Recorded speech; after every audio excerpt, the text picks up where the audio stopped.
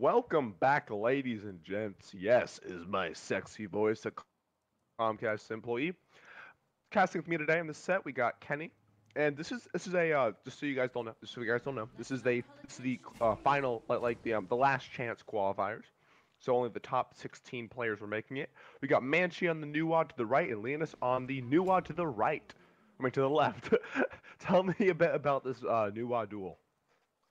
Well, it is a Nuva duel, but we see different decks on both sides. We actually see a Beastwa from Leonis, and Benji is playing a control Nuva. Usually, you would think that Beast Nuva is definitely a little bit more aggressive and tries to, as we said many times, to inflict a lot of damage on the stone and just finish the game with something like an Inferno. But with the recent iteration of Beast Wars, we have seen they actually have also some, later game potential where they can have just really strong later turns where they can overrun their opponents by stacking minions. Yeah, I agree with you there. We've seen a lot of different iterations of Beastwa, especially I guess we've seen a lot of iterations evolve from the basic Beastwa, which is just a complete smork fest. And on that note, it does seem like Manchi actually is playing against us really tactically here, especially by it's like generally speaking, a lot of the times players don't want to use units with war cries or specific tech effect.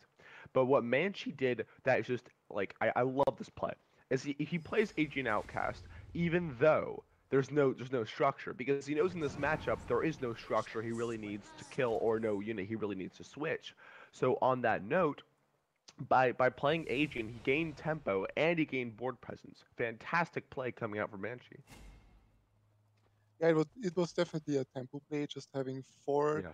attack on board means that you will be able to get rid of all those pesky minions that Nova may be able to play in front of her stone. And since we know that beasts are usually don't have as much health, you would be able to trade into it very effectively. And yeah, I mean at this point, Menchi is basically really on his way. He's ahead on board while going second. And as we said, I mean it's still a control Nova, so it has some really good turn potential with something like a Guan. Yeah, it's going to come down to how slow it can Manchi force Leonis to play here. Leonis not having the hand of the gods particularly. However, we're going to see Tusky coming down, making this a bit more manageable. Potentially a Crescent Blade and then a Manifold Blade to finish off the Hou-Yi. There's a couple of options here, in all honesty. But again, this is something that we've seen a couple times where it's like because of this modified version of Beast Swap, right? It is a bit slower, but even though it's modified, they're usually able to come back, even primarily due to the Inferno and then due to the Dragon King, Just applying 14 damage to stone is absolutely insane. Exactly. But the risk you're always running when playing cards that cost more in decks that, Yeah. usually want to be very aggressive, is that if you get those cards in your hand very early on in the game, then, your hand pretty much looks like this. A lot of high cost drops and not really any beasts, to be buffed up by the duchy or anything. So this is basically the risk you're taking. And in this particular case, it seems like, yeah, Leonis just was a little bit unlucky with the early draw. Yeah, the double dodgy Dragon King and Inferno in your opening hand is actually one of the worst possible openers for. No, I'm not sure if he had the double dodgy. I do know that he had dodgy plus Inferno, and that's one of the worst openers a Beastwalk can have. I will say though, it's Manchi forcing to or like he was forced to play the second Habwa here, which at this point, you generally do want to try to save those four cards, potentially like some Wukong or even Guan Yu if he's running that in his Beastwa deck. However, doing that did establish a clean tempo, and now, he has board control, and that's all you really need against a Beastwa. Exactly, because even those turnaround turns that we saw recently from even Beast Novas, because they include something like the Sun Wukong, are only possible if there are already minions on the board that can be buffed up by the Sun Wukong. So in this particular case, he's he is in a little bit of trouble because even though he's able to clear one of the minions that Control Noir just played, he still, he just used one of his Sukus, which Yeah. is also sometimes used as some kind of finisher in the later stages of the game, and not just to, finish off a free cost minion. I think one thing I love about this tournament thus far is like even though this is the first casting this is the first set that Spike Prime has casted, it already seems like both players are just like playing at extremely high levels, right? But like I guess on that note, because of the situation that these players are in, it's their last possible chance. It does seem like there's a certain gravity to the situation, so it makes each play especially impactful because this is their last possible chance to go to the higher HRX. On that note, though, Manchi making a interesting play, trying to secure damage onto the from Sun Wukong onto the stone, but in doing that, he also played into Dragon King. Do you think that was the right play to move Gladiator where he did? I think, in my opinion, either he just wanted to, force the Dragon King. I don't know. Maybe this was the plan, because it may, you know, means that the Fire Giant is harder to get rid of. But in general, I would say it's, better just to make sure you do not line up your minions and your summoning stone as well, just to Yeah. get, you know, hit by one Dragon King. Well, I think we're going to see the potential of Manchi's own Dragon King coming out here into a just a regular Crescent Blade, and then you'll be able to apply 5 damage on a stone, totaling the turn's damage to 8, which would leave him at 5 health. So then Leonis will have to have an answer to the Fire Giant, which he really doesn't beside Inferno, which is one of your win conditions. So if Manchi does this play that I just mentioned, this will be particularly destructive, and this is something that he could probably do. Actually, he could. Oh, okay. So never mind. He's gonna pull out the Guan Yu instead. I guess trying to save that win condition like you were talking about earlier. Yeah, he's playing it. Let's say he's playing it safe, right? Because he has Yeah. a full board clear at this point, and he knows he can get 5 damage in with the Fire Giant, which leaves uh, his opponent only at 8 health, which means, yeah, just one Dragon King and 2 more damage can do the job. And I mean, at this point, we know Dragon King is in hand, and that's GG with the Guan Yu. Yep. Good game coming out from Leonis and Manchi. I guess unfortunate for Leonis, Manchi's gonna take the victory with the control Nuwa. Where did that game go wrong for Leonis? I mean, as we pointed out at the start, Yeah. the starting hand from Leonis was really unlucky because, as we said, there is a certain risk you take when you include so many higher cost cards in a deck that is usually meant to be aggressive.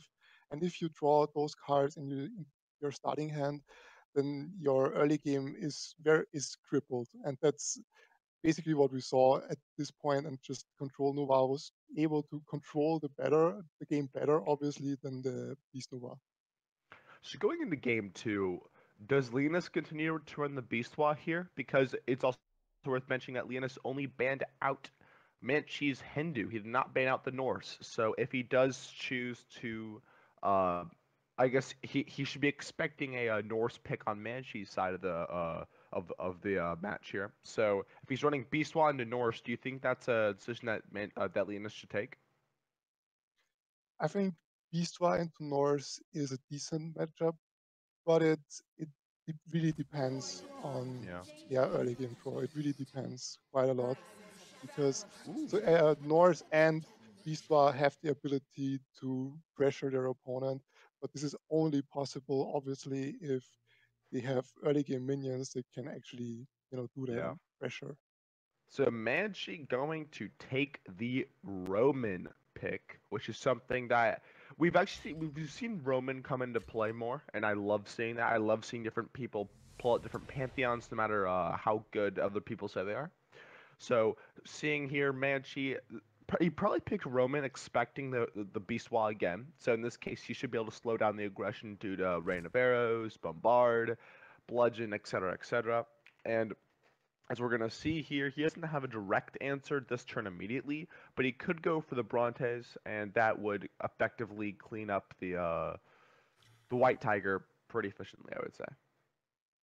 Yeah, but he will most likely play with Rain of Arrows because he has two of them in his hand. Yeah, And that works too. the white tiger will be above 2 health next turn. So you want to get rid of it as soon as possible before it gets buffed even more. So yeah, that's why I decided just to take it out and make sure that it dies. Well, Manchi, using one of his Rain of Arrows, which is definitely good for Leonis. Leonis should be in a pretty content state right now because that is one of the biggest board clears, or one of the, I guess, best anti-beast swap board clears available to Manchi. However, in this case, kind of a dead turn coming out from Leonis as well, just drawing some cards and creating a crescent you don't want to be doing as a beast wall. You want to have constant tempo gain and not these dead turns where it's very possible for Bologna to come back. However, we are actually seeing two very interesting hands because both Yeah, don't really have the right cards for the early game. Both are like, I mean, there are so many 6/5 drops. I can play those cards, and the cards that I can actually play are not as great in this situation. But we just have to talk about one thing. I mean, there are two Habwas in Nuva's hand right now, which means that as soon as something is put on the board by Bellona that cannot be easily dealt with by Nuva's minions, it will just get recalled for just 3 mana, and that's yeah. basically a dead turn at that point. Sometimes for the Bellona player if she expends her whole mana just to play a Terra, for instance. And that's one aspect of the that's one aspect of the Chinese Pantheon and even Beastwad that just makes it so crazy good because that recall effect is actually one of the strongest, I guess, CCs, if you want to call it, or just effects in the game. Just because that curvature reset is so important, and one of the biggest things you see in the Roman Pantheon is not a whole lot of like mid-range cost units. You see a whole lot of just big bulky units that just come down, like Terras, like Sylvanas, and that recall kills the situation for Bologna on Yeah, in all honesty. exactly. That's Like right here. what we just pointed out Yeah. one turn earlier. If you expend your whole mana for just the Terra, yes, she can stun something, but it will get recalled. And next time you may not be able to stun as many people. And even if you do, you know uh, that Leonis at least has one turn to do more damage. Mercury not gonna get him the perfect RNG he needed, but bringing the dodgy down to one makes the trade into Mercury just all the more sweeter. So Manchi is hopefully gonna get a little bit of a break here on the aggression side of things. However, it's always possible that Linus just chooses to hit stone instead, which is something that I would probably actually do myself.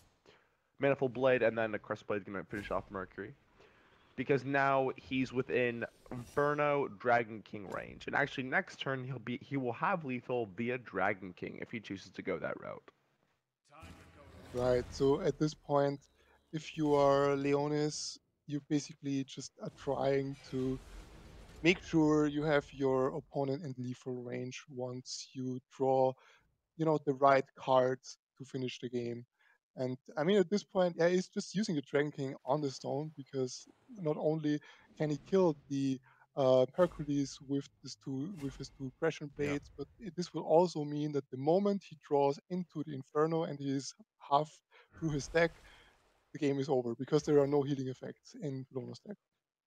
So now it is the biggest rush spam bot on Manchi's side of the board as possible. So if you thought Beastwa was playing aggro, you haven't seen anything yet for Manchi because now Manchi knows he's on the clock. This is his only possible option. He has no other like win condition except for just playing extremely aggressive here. Primarily because he knows the Inferno and could be in hand at any point in time. Gonna try to, and then being at 10 mana though, this is where Roman's really powerful. They have a lot of 5 drops. They have a lot of these potent, big units that he will be able to play. And never mind, Zuku's gonna finish it off instead of the Inferno, bringing the set 1-1. So I like that. I like that set a lot actually, because we saw on Manchi's side, he was forced to play a little bit of his early aggression, right? The question, a little bit of his early clear, and that did end up hurting him in the late game, I think. But this is where Biswa was highlighted. If you get a fairly good draw and fairly good hands, the power is nearly unbeatable. Yeah, it's really, really strong, and it also is able to, chip down your health more and more. And as we pointed out several times, I mean, at some point, your opponent will be in lethal range for Yeah. those many, many finishing options like the Inferno, like the Dragon King, or even like the Suku. Those are all options just to finish the game, to give the fatal blow. And yeah, it just worked out this time for the Beast. Going into game three here, so remember the Linus's Nuwa and Manchi's own Nuwa are both banned out here, so we're gonna see an interesting kind of slideshow here. I believe Leonis on the Raw and Manchi on the Odin. This matchup, well, real quick though, we already saw Leonis's Raw yesterday tech very, very well against Norse. Do you think that tech's gonna be able to save him this game? I mean, something a tech that could be included is, for instance, the Cell Sword. I think that's what we saw Yeah. yesterday, the Cell Sword. Yeah. But in this particular game yesterday, he used the Cell Sword without using the healing effect. And I feel like you definitely want to make use of it somehow, and you don't want to be forced into playing it without using the healing effect. But in general, this particular matchup really depends on, if Ra is able to just make sure he does not get overrun in the early game. And what we saw Yeah. in the first turn, Odin actually did damage to the stone, and in many, many cases I would actually say this is not the best play. Well, a huge resource going to be coming out from Leonis, or Christian from Manchi, with the crippling curse. However, there's nothing worse than when you force a Norse player to play off tempo and then you have no 3-drop to respond with it. So Leonis kind of in a that that was always a rough play on his part. However, he will be able to draw a card if he chooses to. Because like at this point, you save Chaos Spawn for the Runestone of Balance. My bad, Runestone of Ire. So the potential Geb's a possibility. There's a lot of possibilities here, but I think you want to save that Chaos Spawn, don't you? You definitely want to save the Chaos Bone, as you said, for Runestone of Ire, because if you cannot get rid of it immediately, then it gains so much value for your opponent that it's really, really hard to just, survive Odin's attack, because he will just throw minions at you, charge up minions. I'm a little bit surprised that he didn't decide, to play the gap, because I felt like it was a rather safe play. You know, it was a strong Yeah. minion on board, and there was already one crippling curse expended. So I felt like, well, Gap actually would have been a really good play, and the one for Capri honestly doesn't really provide, much threats to Odin's minions. Yeah, you're right. He really doesn't, and especially with the double suitor coming out, one of the most potent combos actually like in the game on this level. Because like suitor's one of these 3-drops I've been saying for the longest time. He's borderline broken just because of his effect, and he's a very very strong unit nonetheless. So in this situation, if you're Leonis, you have to try to find a way to deal with this double suitor because he's just hard to kill. Being at 4 health means that there's not a lot of things that in available to the Egyptian pantheon that are able to take down suitors. Yeah, and I mean, at this point, actually, Leonis on his Ra honestly just hopes that Odin ignores the gap, because he has the annihilation in Yeah. hand, which means he would be able to completely get rid of Odin's minions, and then he would still have the gap on board, which is usually the thing you want as a Ra. Whenever you usually use your annihilation, you usually want to have minions on board to, just aggress onto your opponent's stone, or at least to have board control for one additional turn.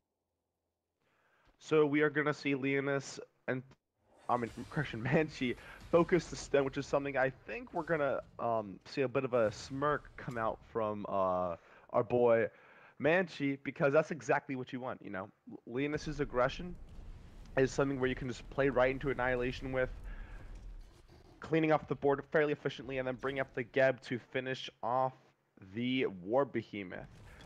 Obviously, when we take a look at Leonis's hand, he does have the Thor, he has the Scotty, he has a couple of options, but none of them are going to directly get rid of the Geb unless he crippling curses, which is another massive resource, especially when you know a card like Lurnian Hydra exists. Like Lornean Hydra or the Fire Giant, True, all yes, those really, yes. really big bodies that can actually, block your minions, which means you cannot deal more damage to the zone, are all really, really big problems. And they obviously also can trade into your minions. So, I mean, he's able to get rid of the gap with his by playing a lot of minions and using his mercenary, but Ooh. his minions, just Anubis, right? This was A the most obvious clean play Anubis. ever. This See, was that wasn't just an Anubis, Kenny. That was a clean Anubis. Obviously, Leon is kind of playing into that. Oh wait, my bad. Manchi. Sorry, I'm getting confused here with this new UI. Manchi playing into that new or correction, Manchi playing into the Anubis. It's certainly, I guess, satisfying to as a caster, to see that punish be exacted. And now we're gonna see the Lernian Hydra get crippling cursed, unfortunately, for uh for Manchi, but we will see the aggression nonetheless kind of stop here for a second, which is something that Manchi wants here. Yeah, the thing is, this was the second crippling curse. So at this point, if Ra is Yeah. able to place Fire Chant at some point, there is pretty much nothing Odin can do in order to get rid of it unless he decides to run like 3 minions into it. And at this point, it looks really, really good for Ra because Ra not only has enough cards in hand, his opponent also only has a few cards and he's still sitting at 16 health. Like at this point, honestly, the only thing that can save Odin somehow are miracle turns with Runestone of Ire and doing so much damage to the Summoning Stone that he somehow manages to finish the game before Ra is able to, really get a lot of value out of the Thoth, for instance. Yeah, so Leonis is raw here. Is Leonis on the raw? Yeah, is actually holding up really well here. We haven't seen really any specific tech cards, but I think that misplay coming out from Manchi by lining up all three health units in the same exact column as a potential Anubis could be is really hurt him here because that right there is going to not only does it stop the aggression per se, right, but he spent so many resources. He spent like in total was like 4 cards, 3 cards, and then just to get answered by a single card, which is a huge profit uh for Leonis. I mean, the only thing we also have to point out is that at some point, as an Odin player, you feel like you are on the clock, right? So Yeah, yeah. sometimes you feel like you cannot play around everything anymore. You cannot play around like the annihilation anymore. You cannot play around your opponent having the Anubis as well in hand, because he had both Very things. true. Yes. So I feel like it was a risk definitely, but at some point Odin just needs to needs to aggress onto the stone and really has to make the aggression count. And that's why I think he just risked it for the biscuit. And unfortunately, Ra had the right answers. Risk it for the biscuit. Gosh, Kenny, I love you. But on that note, like I was saying, or question like you were saying, he is on the clock here. He doesn't have Aegean is nice, but it's not going to solve anything. Wind Demon is nice, but at this point, like Ra has he has such a good defense. Leonis has such a good defense here, and this is something that Manchi really can't afford to deal with right now. He just needs to hit stone, but he doesn't have that option right now. Yeah, at this point, Ra is at 22 health, which means you're nowhere close lethal. You have no way to get rid of those minions that are in his backline, those ranged minions that can do quite a lot of damage onto your melee minions, and you yourself, you only have melee minions in your hand. So I mean, at this point, you can't really attack because they would those your minions would die to the ranged minions that your opponent has, but you kind of want to attack because if you give Ra more time and he maybe gets something like a Sacred Warrior to draw more cards. I mean, at Yeah. this point, it's game over for you, right? Yeah, I absolutely love this play coming out from Leonis. He just left the Hydra's play a line open, right? And but see that's not like usually you would you'd bring the best setup to you'd bring the you'd bring the best setup to body block. But Leonis is literally inviting. I love this. He's inviting Manchi to his summoning stone, saying, "Hey, come on, hit me. You know what's gonna happen if you hit me, right?" It's almost like he's borderline taunting Manchi, saying like giving him this availability, but he knows Manchi's not gonna take it because if he does take it, he loses one of the strongest units on board here. And then especially when you top deck the Khepri, that's just a huge victory coming out from there.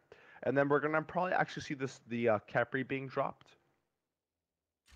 I No, think no. he won't Yeah, because he would kill his 1/1s. At this yeah, point, I feel like there is no reason because if you're able to get your second fourth, for instance, and you're very close to it because there are only 7 cards in your deck, you know that you can at least clear one lane completely if you have so many minions on board, and it would also, be obviously a very strong Sobek turn. But at this point, I mean, yeah, Odin is just somehow trying to not let this Sobek grow and just somehow try to get rid of all the defense that Ra has put behind his stone. But it's just really hard for him to do yeah. anything at this point. Potential misplay coming out from Leonis here by putting the Sobek right in line for the Thor to hit. However, the Fire Giant answer is a good answer. Very nice answer. And normally I'd be like, oh man, he's in such a bad spot. But then I literally had to slow down and say, yo, wait a minute. He's at 20 health on his summoning stone. That's enormous. That's something that we have not seen in a Ra v Odin matchup in such a long time. Yeah, so this was the last push. Like if he had not drawn the Fire Giant, and it may have been a little bit more. The game would have been a little bit closer, but at this point, honestly, it looks really like Ra has this game in his bag because even if Odin Yeah. draws the Runestone at this point, I mean, he doesn't have cards, to play it with, so it doesn't really do anything. So Yeah. yeah, at this point, it looks very grim for Odin because of the lack of cards and his opponent being so far in health. So yeah, Well, while we were just talking about that, we do see the dragon himself here. Yeah, the Cursed Dragon, something a card I have actually not really played with much at all. But the Fire Giant top deck is going to be the answer instead, potentially popping the Bastet and oh no, he's gonna silence the Bastet here. Okay, so he only has the Cursed Dragon available. Now, believe it or not, if Manchi realizes that Leonis only runs one execute in this deck, that could be huge. Surely because obviously we haven't seen a ton of answers coming out from or of course, a ton of big units coming out from Leonis. Like we haven't seen the second top, we haven't seen the second Geb, but this alone is just is huge because that cursed dragon. I don't think Leonis is going to have the availability to deal with, especially when he just used his poison. You know? yeah. I mean, at this point, Leonis just has to. I don't know. As I said, there is definitely a second thought, right? Um, but yeah, he can get rid of the fire giant, and that's really important. And you also have to look at Odin's, not only cards in hand, but also the cards he has left in his deck. And there are only 2 left, which means I'm pretty sure there is a Runestone of Ire in there, right? And Runestone Yeah. of Ire has no usage anymore once you have used all your minions onto the board. So yeah, at this point we see the Thoth, and I mean, I'm pretty sure we will see soft Capri at this point. I mean, I Yeah. would assume so. I mean, he doesn't particularly need to some degree, and I mean, we've been talking. Okay, we've been talking so much about the specific board state and all the technicalities that we didn't even mention the fact that both players have about 3 cards left in their deck. And I guess on Manshi's side, he only has 1 card left in his deck. This is his last ditch effort, and this is a huge last push he needs to get. However, the Cell Sword in combination with the Chaos Bonds is just going to add a very difficult boundary, something that that you can't really smork. Like you can't smork healing. Like it's abstract, bro. You can't hit it. Yeah, and the really interesting thing is now we've seen the whole deck that Odin runs, Yeah. and there was not a single Rose of Fire. I think that's very interesting, right? Because you Yeah. usually actually would assume that there is one in there because it is so strong, especially in the later stages of the game. So yeah, it's very interesting. But at this point, Odin has everything, has shown his cards aside from this one Loki, which means if Ra is able just to get rid of those little few minions in the end and does not get too much damage onto Summoning Stone that could be finished off by 1/1 tokens, then it's pretty much game over. I love it. I just one aspect I love about this game is how there are options to tech against certain answers, and there's nothing I love more than seeing that like tech come true, right? And this is exactly what we saw. We saw Leonis come and conquer. He realized, hey, against the average Odin deck, maybe I don't need 2 executes, right? Or maybe against XYZ, I don't need all the X, Y, and Z, right? And that's exactly what he did. He made a custom raw deck. Like I say custom because we haven't seen this deck anywhere else but on Linus's side of the board. We really haven't. This is something exclusive that he has brought to the table and nobody else brought to the table. This weird one execute raw type thing. And that's not the card you want in your final draw, unfortunately. However, he's not going to be able to stop this aggression coming out, especially if he plays. I guess Sacred Warrior is fine here, just to trade into Loki potentially. But like I was saying though, it's this exclusive tech card that just worked, and I'm happy it worked. Correction, this tech deck that worked, and now we're gonna see, unfortunately Norse not gonna be able to get past his defense. Yeah, so you can pretty much assume that Loki will be killed next turn. And I mean, honestly, the funny thing, to think about is like it almost went to a point where like Odin's leader ability would have won the game, right? It almost went Yeah. that far because at some point, if both don't have anything to play anymore, then definitely Odin's leader ability is much more valuable than Ra's leader ability because Yeah. those one-ones add up over time. So yeah, it's a very very long and interesting game, honestly. Leon is kind of on the okay, there it goes. He was kind of in the unsure spot there. We're gonna hear Loki's cries to the gods to help him. However, no matter what Manchi does, this Geb is just gonna blockade all of his efforts here. Because like, I think what you do, no, I think you just clog up a lane, or that works, I guess, and then you just heal up. Yep. And then we're gonna see 4 damage come out, 5 damage. So Linus has, correction, Manchi has 2 turns. However, will the damage be enough? 8. So then he takes. Uh, it will This is getting actually really close. This is. it I mean, will be enough, this right? is getting Because really it will be close. enough I don't know. because it just needs one more damage, and Odin gets 5 damage. I think it will be enough for Odin to actually finish this game. What? He needs his last turn. Does Yeah, Leonis die? yeah, it He dies. It's enough.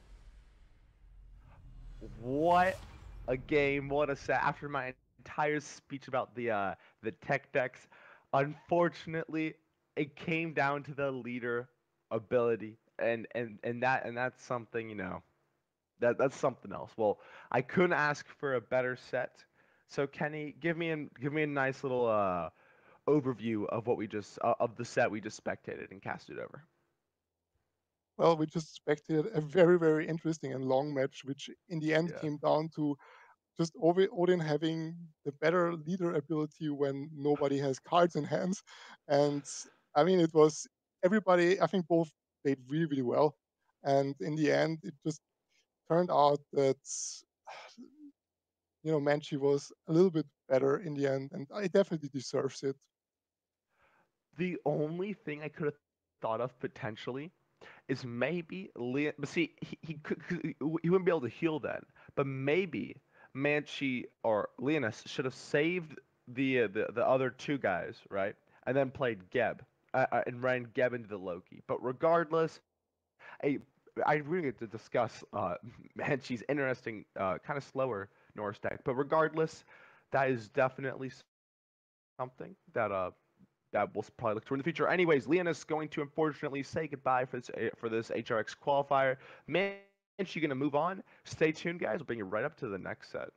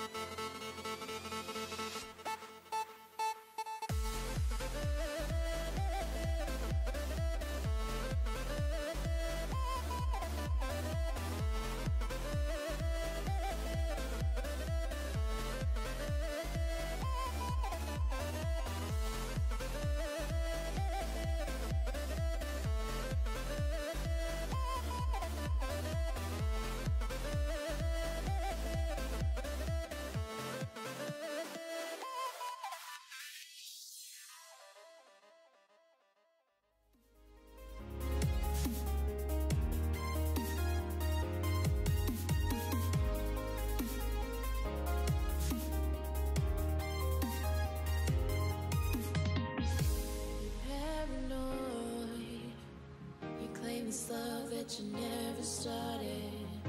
You once destroyed a broken heart that was already shattered. Holding on to what we have, you take us to the edge and back. Holding on to what we have, you take us to the edge and back.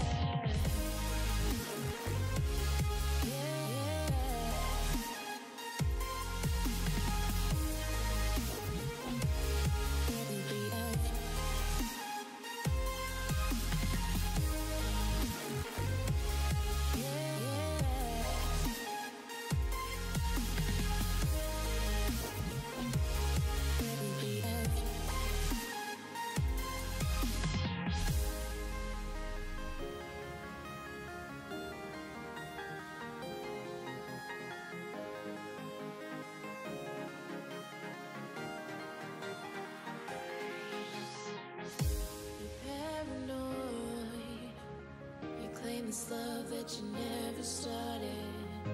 You once destroyed a broken heart that was already shattered. Holding on to what we have, you take us to the edge and back. Holding on to what we have, you take us to the edge and back.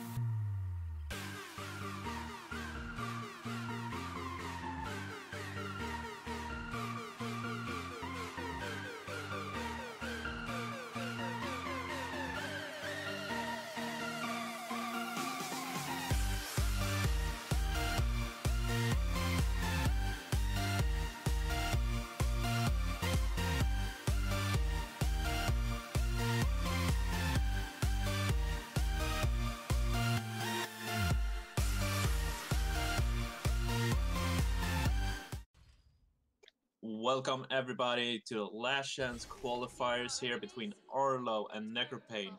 Arlo playing Odin, Necropain playing Ganesh here. I'm here, same breed, with my friend Kenny. Kenny, how are you doing today? I'm doing great, thank you. Great to hear, man. We got an awesome matchup here. Arlo letting Ganesh through. Is this something that you think is good, a good matchup for Odin, or why would he let Ganesh through here?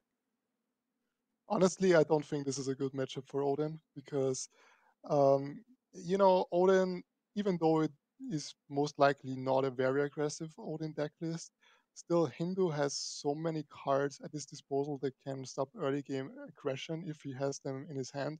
And we actually already see two of those cards, right? Because the Vamana is the type of card. I mean, you can kill him obviously, but then he returns and he's even stronger, especially against an aggressive deck.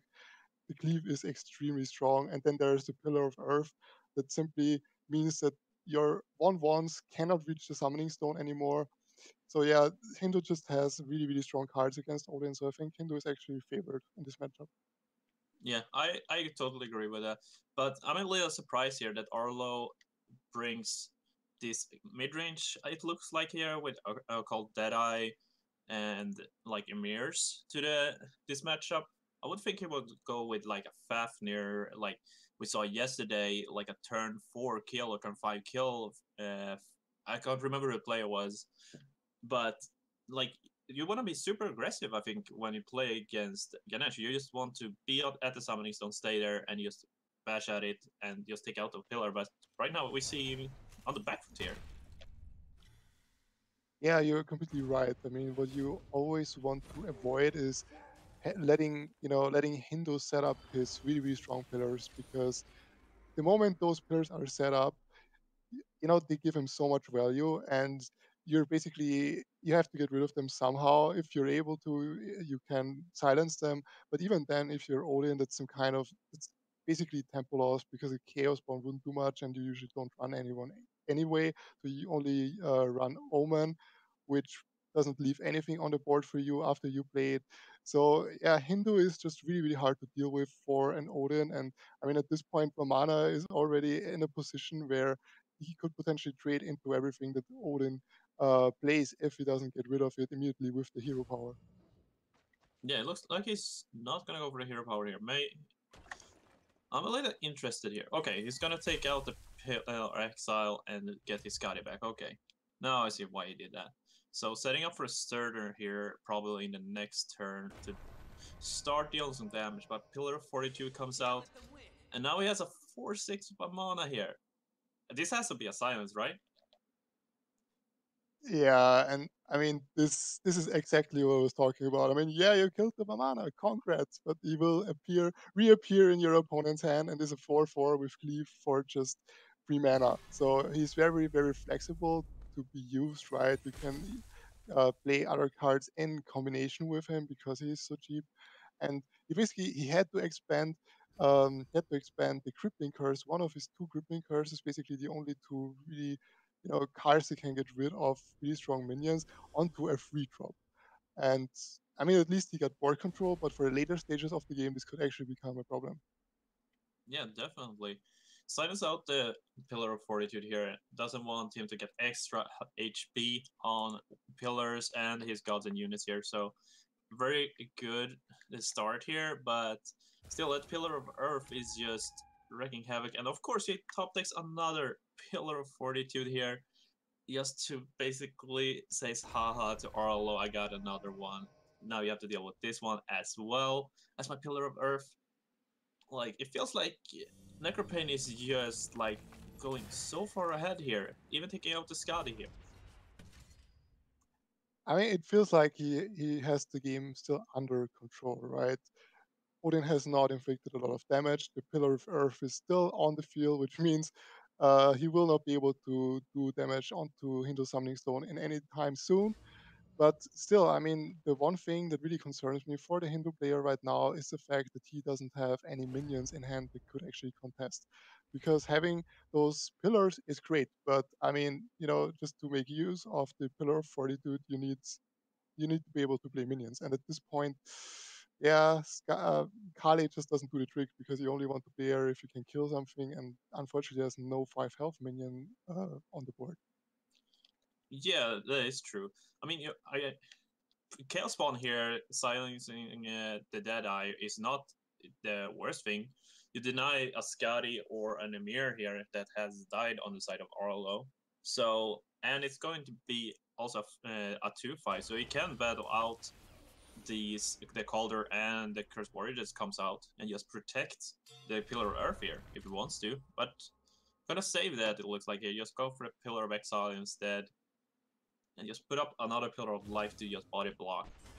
And But now we Cursed see the Dragon! new card, Cursed Dragon actually coming big in this particular game because, well, you had all your pillars and it looked really good for you, but guess what? In one turn, all those pillars are going to be gone. Yeah, but fortunately for Necropain, he does have this the Kali here to take out the Cursed Dragon, but that's still a big swing here. So he can take out the Kali here if he wants to with a Cursed Warrior plus the called Deadeye here, and then start moving into dealing a little bit of damage at least to the Summoning Stone here, and forcing Necropain to start over with almost all of his pillars. He has 1 pillar of life left on the battlefield, but that's on the side of Arlo. Is what's the play here, you think? Honestly, I think if I were in this position, honestly, I would get rid of the Kali immediately because if you don't, then she can actually trade into your 4/4 range. You don't really want that, so I would definitely get rid of her. And playing the Hydra at this point would be very, very uh, risky. So you don't want to do that either because you haven't seen the silence yet, and you know that the Kali now is back in hand. So just making sure you have a lot of small minions on board, and Hindu just has to get rid of them somehow, but we have not seen an Agni yet. And even if it draws one, you basically have to play him twice to really have a board clear. Yeah, definitely. Yeah, as you said, like he cannot play down the Hydra now, but he does draw the Warbeam. If that might bait out the Kali next turn, because he has a pretty big, like nice board state here, and if that called Deadeye does leave the battlefield and he gets an Emir, you still have the powerful combo of Runestone of Ire plus an Emir. And I mean, Scotty is not a bad pickup either with a Runestone, so he has some burst damage that might come out here. Yeah, so I mean, this turn basically what it does is he forces his opponent, if he has silence in hand, to use this silence onto the summon to the runestone, and he forces his opponent to play the Kali onto the War Behemoth, both of those things. And if he does that, there's still a Lernean Hydra on the field, and if you take out all the cards, that your opponent could be playing in order to counter it, then it's just safe to play, and you know that your opponent will not have the answer for it. Yeah, definitely. And top decking the Shard of Boomy here, it's not what you're looking for as a top deck. You only have 1 pillar out just now, and so that Kali is coming out, so that opens up the Hydra, unless there's a dispatch being drawn. But as we can see the hand, there's no dispatch right now, so he might want to go for it. It does have charge as well. So I believe he has lethal in the next turn here, even with Necropain getting another pillar here. Like he can, yeah, he can at most kill one of Odin's units in this turn, and you can charge up the Hydra, and there will definitely be 2 damage left on the board to supplement the 5 damage of the Hydra. So it will be lethal next turn. Yeah, a little bit weird here that it goes for 2 damage on the Surtur and not killing off the call. Oh, it's gonna use. Okay, that's why he did that. But this is just a game. Lamanian Hydra just goes up the middle here. Wow, what a game from Arlo coming back there. It looked like he was almost dead to necropain there in the start that he had. He couldn't get through any damage at all, and then just top decks the Cursed Dragon, and that changed everything. Was it anything else than the Cursed Dragon that like swung the game, or like what could Necropain have done differently in that game to take it out? I think the Cursed Dragon was really important in this game, but as I pointed out before that play, my biggest concern for Hindu was that he didn't have any minions in hand, right?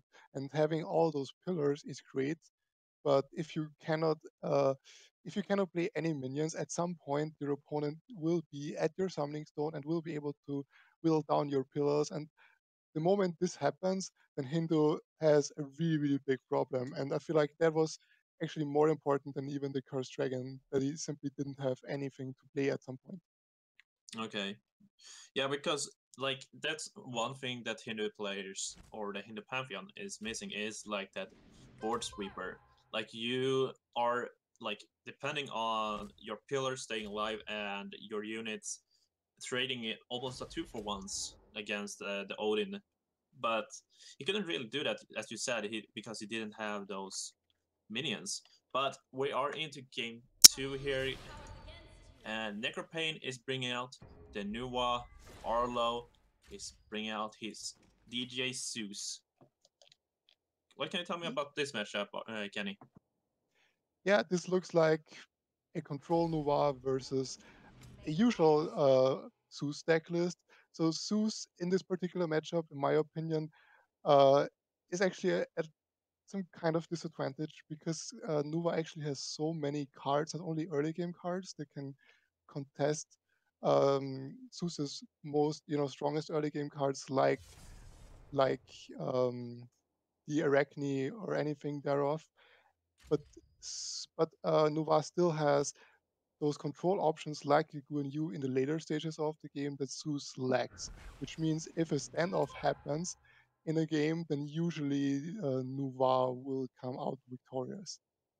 Okay, well, we do see that the early game, like those free drops from Necropain here, he does have the Hoyi in hand, but he opts not to play it. He's saving that right now, just making Crescent Blades. I think that's one of the strengths of Nurwa in this meta. Just you can buff up your Crescent Blades in your hand, just stack them up until you get that Akwang or Guan Yu, and then you just wipe the board. And yours probably favored because this is like a stalemate matchup. I feel so. Like you're gonna see a War Behemoth here, probably a War Behemoth from Arlo's side as well. In the Thanatos, like he doesn't really have any targets here. He doesn't have any like obvious plays beside the War Behemoth. I feel here. What what would you do in this situation? So honestly, I would have played the War Behemoth as well. The thing with Sousa's card is like he is actually really strong against something like a Beast Noir because she's very aggressive and you can answer it with something like a Thanatos or a Scylla, and but Scylla becomes quite literally a monster. But if you play her on the board, without being able to kill anything, then she isn't really any threat. And you can also be taken out very, very easily because she only has 2 health, which War Behemoth is much, much harder to kill, especially for a Nuva that only has damage, but not, this insta kill with the execute, for instance. Yeah, that is a very good point. Like if he puts out the War Behemoth now, like and he forces to deal with it, it's probably going to draw him at least 2 cards. And if you look at the difference between the hands here, like there's a very very big difference. There's 5 cards for Arlo right now, and there's 8 in the hand of Necropain. I mean, a lot of those cards are actually Crescent Blades. So, I mean, they are a card definitely, and they have some use, but in terms of, just raw drawn cards, they are not too far off, I would say. It's still salvageable for Zeus, but the thing right now is that Zeus is just trying to stay on the board at this point, and this is really, really hard to do, as we said, against the Nuwa, especially if an Aeoquang is on the board. I mean, now your Crescent Blades do two damage for just one mana, and you've collected so many of those. So whatever you play as a Zeus at this point, you know it's going to get killed next turn. Yeah, I mean, I wouldn't hate it like seeing Artemis here, getting some information of what's up on the top as well, and hope that it's not a 2-drop so we can take out the Ao Kuang here or the Hui if he feels like that's a bigger threat. But I would believe Ao Kuang is going to be the target if that happens. Otherwise, like he doesn't have much. He has a War Behemoth that he can play and then do nothing more, and that's gonna waste 3 mana. So, like his hand is like okay, I would say, but like Artemis has to work here, right? I feel like he's forced to play Artemis here. It's some kind of risky play because if he only gets 2 damage, then the game is pretty much lost anyway. Just playing little minions as he does right here, it it does work. He can get rid of some of his opponent's minions to a certain degree, but still your Nuva will be able to refill. And as we said before, there are so many Crescent Blades in the hand. Those two low health minions will die this turn. Yeah, and I believe that Arlo, as a high tier player as he is, he's going to keep track on how many Crescent Blade Necropain has gathered during this match, and he's gonna know that these two guys aren't going to die here. I think it's like you need to have something like big and scary stick on the board, and that's why I felt like the Artemis flips a 2-drop. Of course, that's too bad. And he had the Gale spawn on top, so if he would have played Artemis last turn, he could have taken out the Ao Kuang. But it feels like he's just gonna, like, the Artemis is just gonna die next turn here. I mean, at this point, honestly, if you're Nuva, you could even argue to just go full stone because your Imp Guard will do a lot of damage if you use your Crescent Blades. You can just recall the Artemis if you really want to. At this point, he just does so much damage onto the stone already, and he will even be able to finish it with the Fire Giant. Yeah. Wow, finally lethal there. And what you and I both agree on was a good matchup for him. But I think if Artemis comes down that turn, takes out Ao Kuang, I think he is in a decent spot at least. He still has to deal with the Fire Giant, of course, but probably has some answers for it. But as we saw, they didn't do it enough, so it's a 1-1 in the series between Arlo and Necropain here. So we're seeing Zeus and Odin out of Arlo. He does have the Ganesh as well. His Nuwa is the one that Necropain banned out here. Necropain still has Zeus and can go back to Ganesh as well. Odin was also the one that Arlo banned out for him. What matchup do you think we're gonna see here? I hope we're not going to see a Hindu versus Hindu matchup because we would be in for a long one. But I mean, honestly, if those players are really confident in their ability to play, the 3 decks that they brought that are not Hindu, because this is usually what we see. We see players bring the decks, 3 decks they are really good at, and then Hindu because they expect it to be banned anyway, usually. And yeah, we see 2 Zeuses, so nobody wanted to go back to the Hindu, and now we're having a Zeus versus Zeus mirror matchup, which can be very, very volatile depending on who has the Arachne. Yeah, and fortunately for maybe both players, there is no Arachne from neither of them here. But Necropain is gonna be the first out here on the right side, playing the Brontes. And like, do you use a Chaos Spawn here to just save some damage? Because your hand as Arlo here doesn't look that great in the early game here. It doesn't have that much interaction. Yeah, not only did he not have, you know, Arachne, he also didn't have any free drop, so that usually doesn't bode well for an Odin. And at this point, I mean, he could use the Afro maybe and hope um, that the Brontes will attack, so he can actually kill it with with Nemesis plus the 2 attack of the Aphrodite. And I feel like that's probably what he went for, just to have the 2 ranged attack on the field that does not, that cannot be traded into by a melee minion unless they're already very, very close. Yeah, as with the change of Aphrodite as well, you can no longer put your protection on the stone. So she is a little bit weaker, and I'm a little surprised that she still sees play. But in this case here, she's basically holding off these Brontes just by scare tactics. Let, well, if you attack, yeah, you do 3 damage by summoning stone, but I'm gonna buff up my Aphrodite and just kill your Brontes off unless you play, yeah, a god. So I think that Arlo is he got through this early game pretty well. In the side of Necropain, he did get to draw 2 cards from that War Behemoth, picking up an Athena and Aegean Outcast here. I mean, he he can't beat Athena yet, but he can, he can get rid of the Aphrodite either with the Thanatos uh, or with the Judgment, and decided to go for the Judgment and get rid of the Nemesis with the buffed up Brontes. So this way he was able to clear both minions and still have 2 powerful minions on the board. Definitely. I believe we're gonna see Agent Outcast here switching the health of Athena and then buffing up Nemesis probably and just trading here. Trading a true 2 mana cost for a 6 mana cost is always great, and you have a 4/4 on the board as well. I think it's too good for him to pass up here, but Necropain is still thinking about what he want to do. Like, can you tell me a little bit, like, Aegean Outcast? Like, this is a 4/4 that swaps the attack and health of a unit. Is this, like, do we see this in almost any Pantheon right now?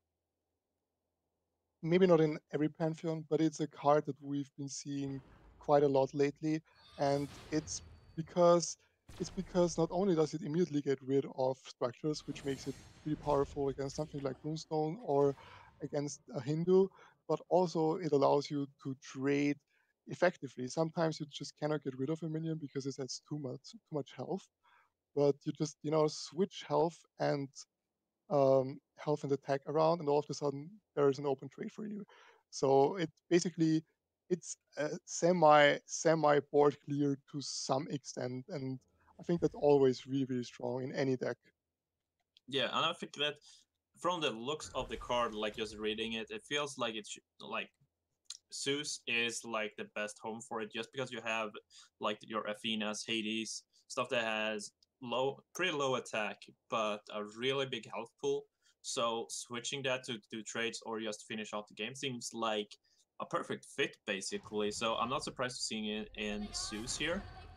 But like as you said, like it has versatility as well in against the structures of Hindu and runestones and that's kind of stuff. But we see a second nemesis comes down here, dealing with that war behemoth. Necropain is in a pretty big lead, I would say here. Like, what does Arlo needs to do here to come back here? I mean, at this point, you just all what you want to do is you never want your opponent close to your opponent's minions close to your summoning stone, because this means that you cannot play your minions safely anymore. So I feel like you definitely have to get rid of this nemesis. I mean, you could potentially just use the Thanatos and maybe the Brontes, then you have 4/4 as well on the board, and the 3/1 Nemesis dies. But in any case, since your opponent plays next turn, they will get traded into. Another way would be maybe the Artemis, because then this is a ranged unit, and there are only 2 melee units for your opponent on the board. So if it survives until next turn, it disincentivizes your opponent to attack onto your summoning stone, and you will be able to play your minion safely. Yeah, like using that scare tactic as he did and with his Aphrodite in the early game there. But he opts to go for a Brontes, making a 4/4 and Thanatos here. So he's trying to just battle on the board here with pretty much the same units as Necropain has, but the thing is that Necropain now gets to add more, and he draws a Fire Giant off the top. And he does have Artemis as well here. I'm gonna go for Artemis. He flips the Poisonous Hydra and makes a 5/5 Brontes here. Wow, this is like Necropain is just like he gets a like even with Arlo, and then he's just straight ahead again here. Like this is a tough match for Oliver, definitely. Yeah, it always felt like Necro was always like one step ahead, right, from the start. And I mean, at this point, as I said, you have to get rid of the 5-2, obviously, somehow. And the only way you can do is either uh, the Athena or the Judgment or even the Artemis. But at this point, you don't really want to use the Artemis onto a 2 health minion when there are still so many other around. But he actually does. Okay, that's very interesting. I mean, he could have chosen, to use the Judgment in order to get rid of the 5-2 and inflict damage onto the Artemis, the other Artemis, for instance, 4 damage, which would have brought her down to 1 health. And even if it had been buffed up next turn, you would have been able to kill it with the Athena. Yeah, that's actually what I thought as well it was going to do, because Artemis here, like he's used one shock and Ave already, so there is a chance there's a second one in his hand, but as we can see, there isn't one. So he took a little bit of a gamble there, because if it did flip something else and kill the Artemis, then he would have Necropane would have the Artemis in play and be way ahead. Instead, playing it a little safe, I would say they're just taking out the Brontes, moving up the Artemis here. I'm not sure why he would put it in a position like that. What is he scared of right now?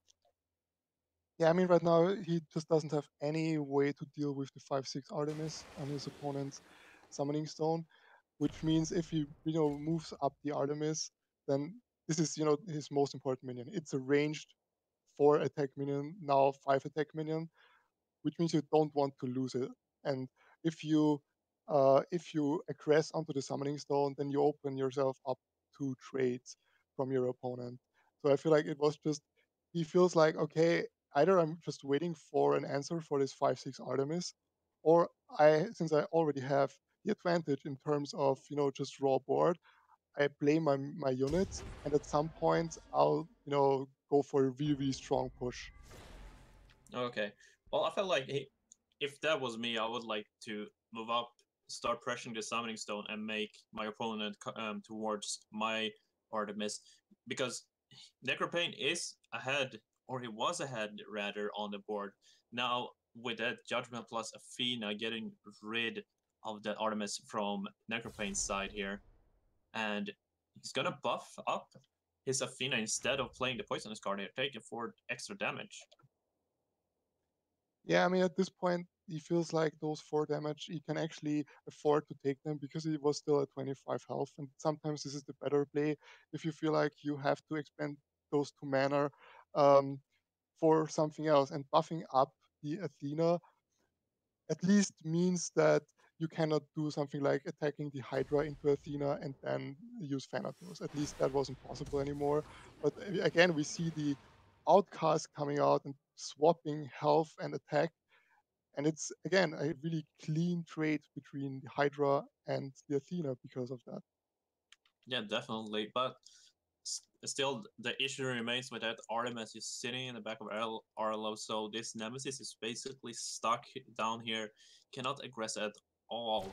He's just gonna sit there, gets buffed up, and hope that she can get in there to the summoning zone one day here. So, looking at the hand here of Arlo, like he has double Arachne here. Do you just push out double Arachne, get rid of this poisonous card, and start like trying to mess up spiders to start moving out, or do you just play this defensive game more and play maybe a second Artemis here? I mean, a second Artemis would basically mean that not only does he have the chance, of getting rid of the 4-4, for instance, which means that he might even decide to move his first Artemis up a little bit, at least, so he is not always in, the defender. At this point, he could potentially be the aggressor. And the Arachne, even though she is like really strong, I mean, in the later stages of the game, it just takes too long, for her to get the value in. I mean, it's still a decent play if you don't want to risk the Artemis because you're not sure if you can kill the 4-4, and you definitely want to get rid of the poisonous. But yeah, I think the Arachnes definitely are not wrong in that sense. like uses the chaos spawn here on the Nemesis as well.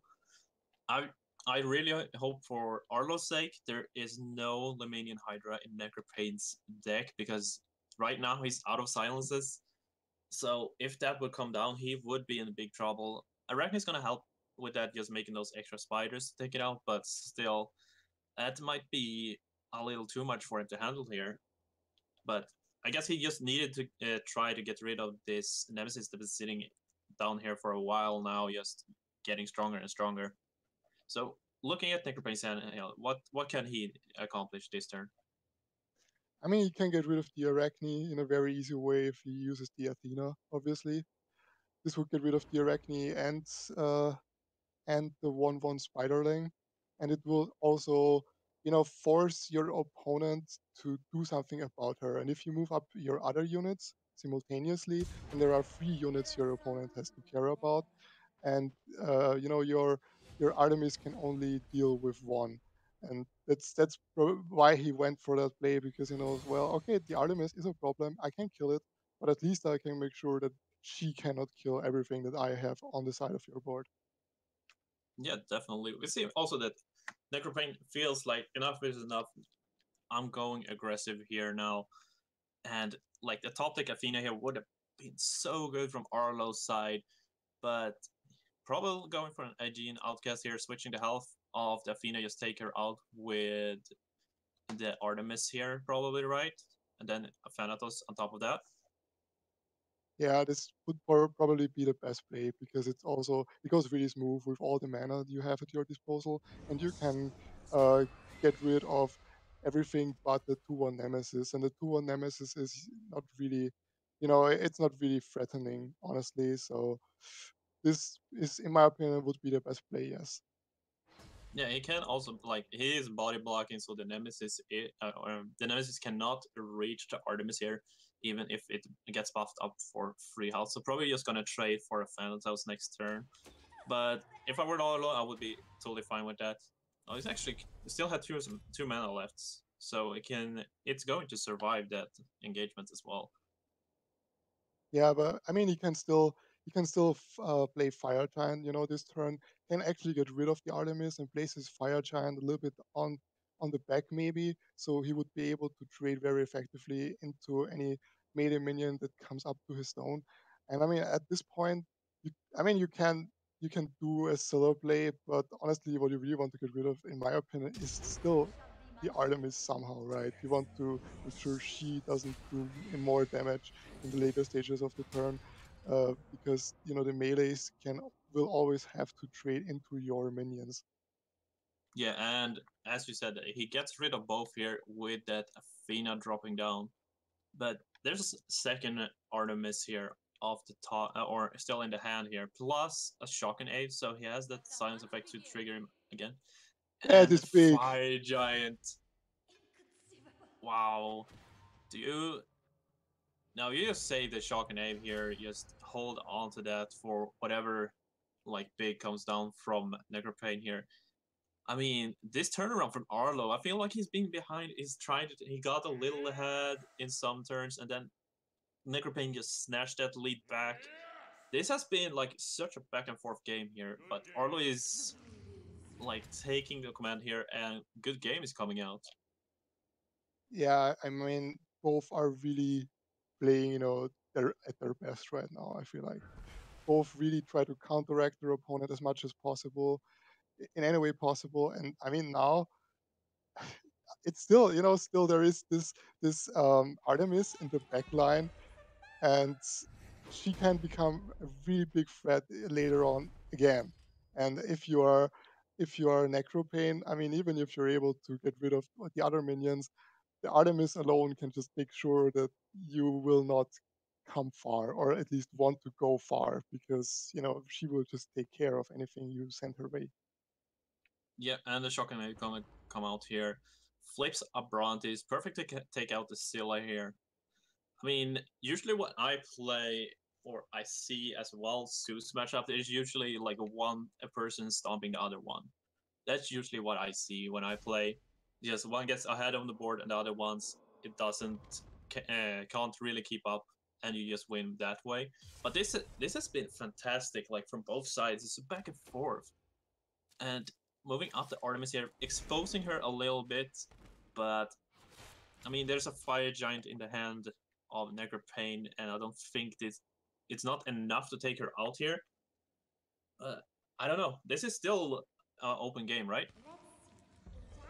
It still is an open game, but at this point, honestly, with a 5-6 ranged unit on the board, you're looking really, really good if you are Arlo, right? Because Zeus only has so many things to deal with the Artemis, and he also had to pretty much waste 7 mana last turn, or 5 mana last turn, because he only had a Siller and a Fire Giant in hand.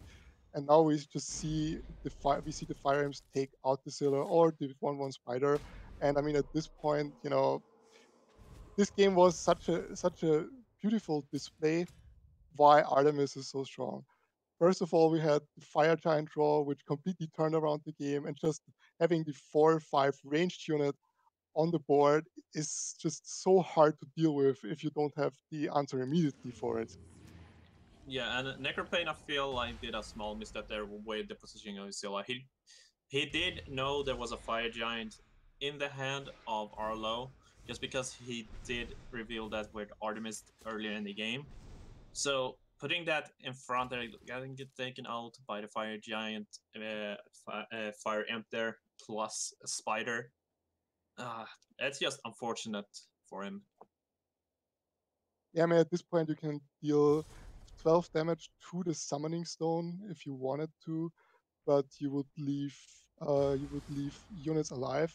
I still think, just going for your Summoning Stone and playing all your minions in the hopes that something will survive because your opponent doesn't have cards in hand anymore is a pretty good play.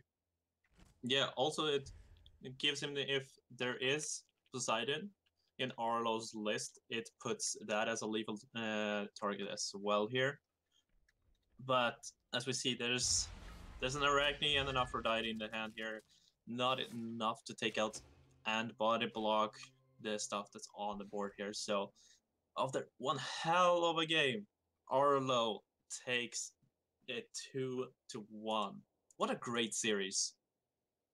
Yeah, what a great series and what an impactful Artemis. I mean, this was such a beautiful RNG. That's the one card you always hope to get, the Fire Giant, like the card that costs the most in your deck, and he really pulled it off. It was insane.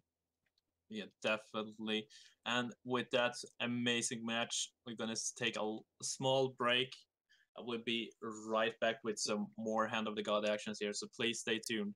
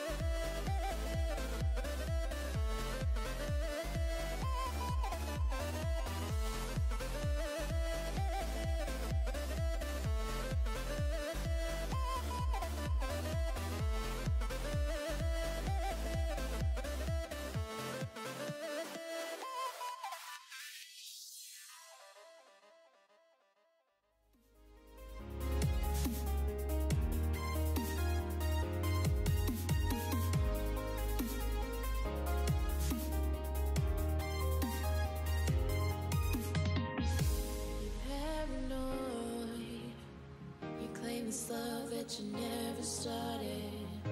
You once destroyed a broken heart that was already shattered. Holding on to what we haven't taken.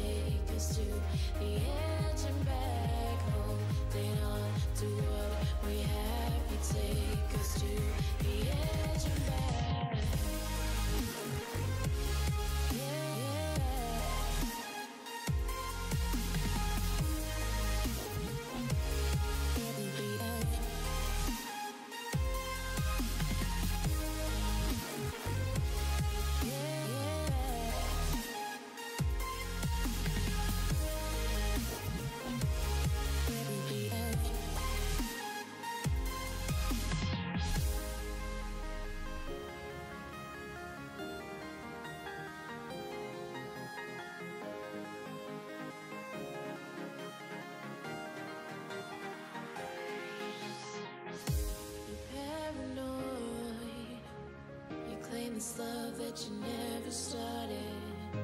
You once destroyed a broken heart that was already shattered. Holding on to what we have, you take us to the edge and back. Holding on to what we have, you take us to the edge and back.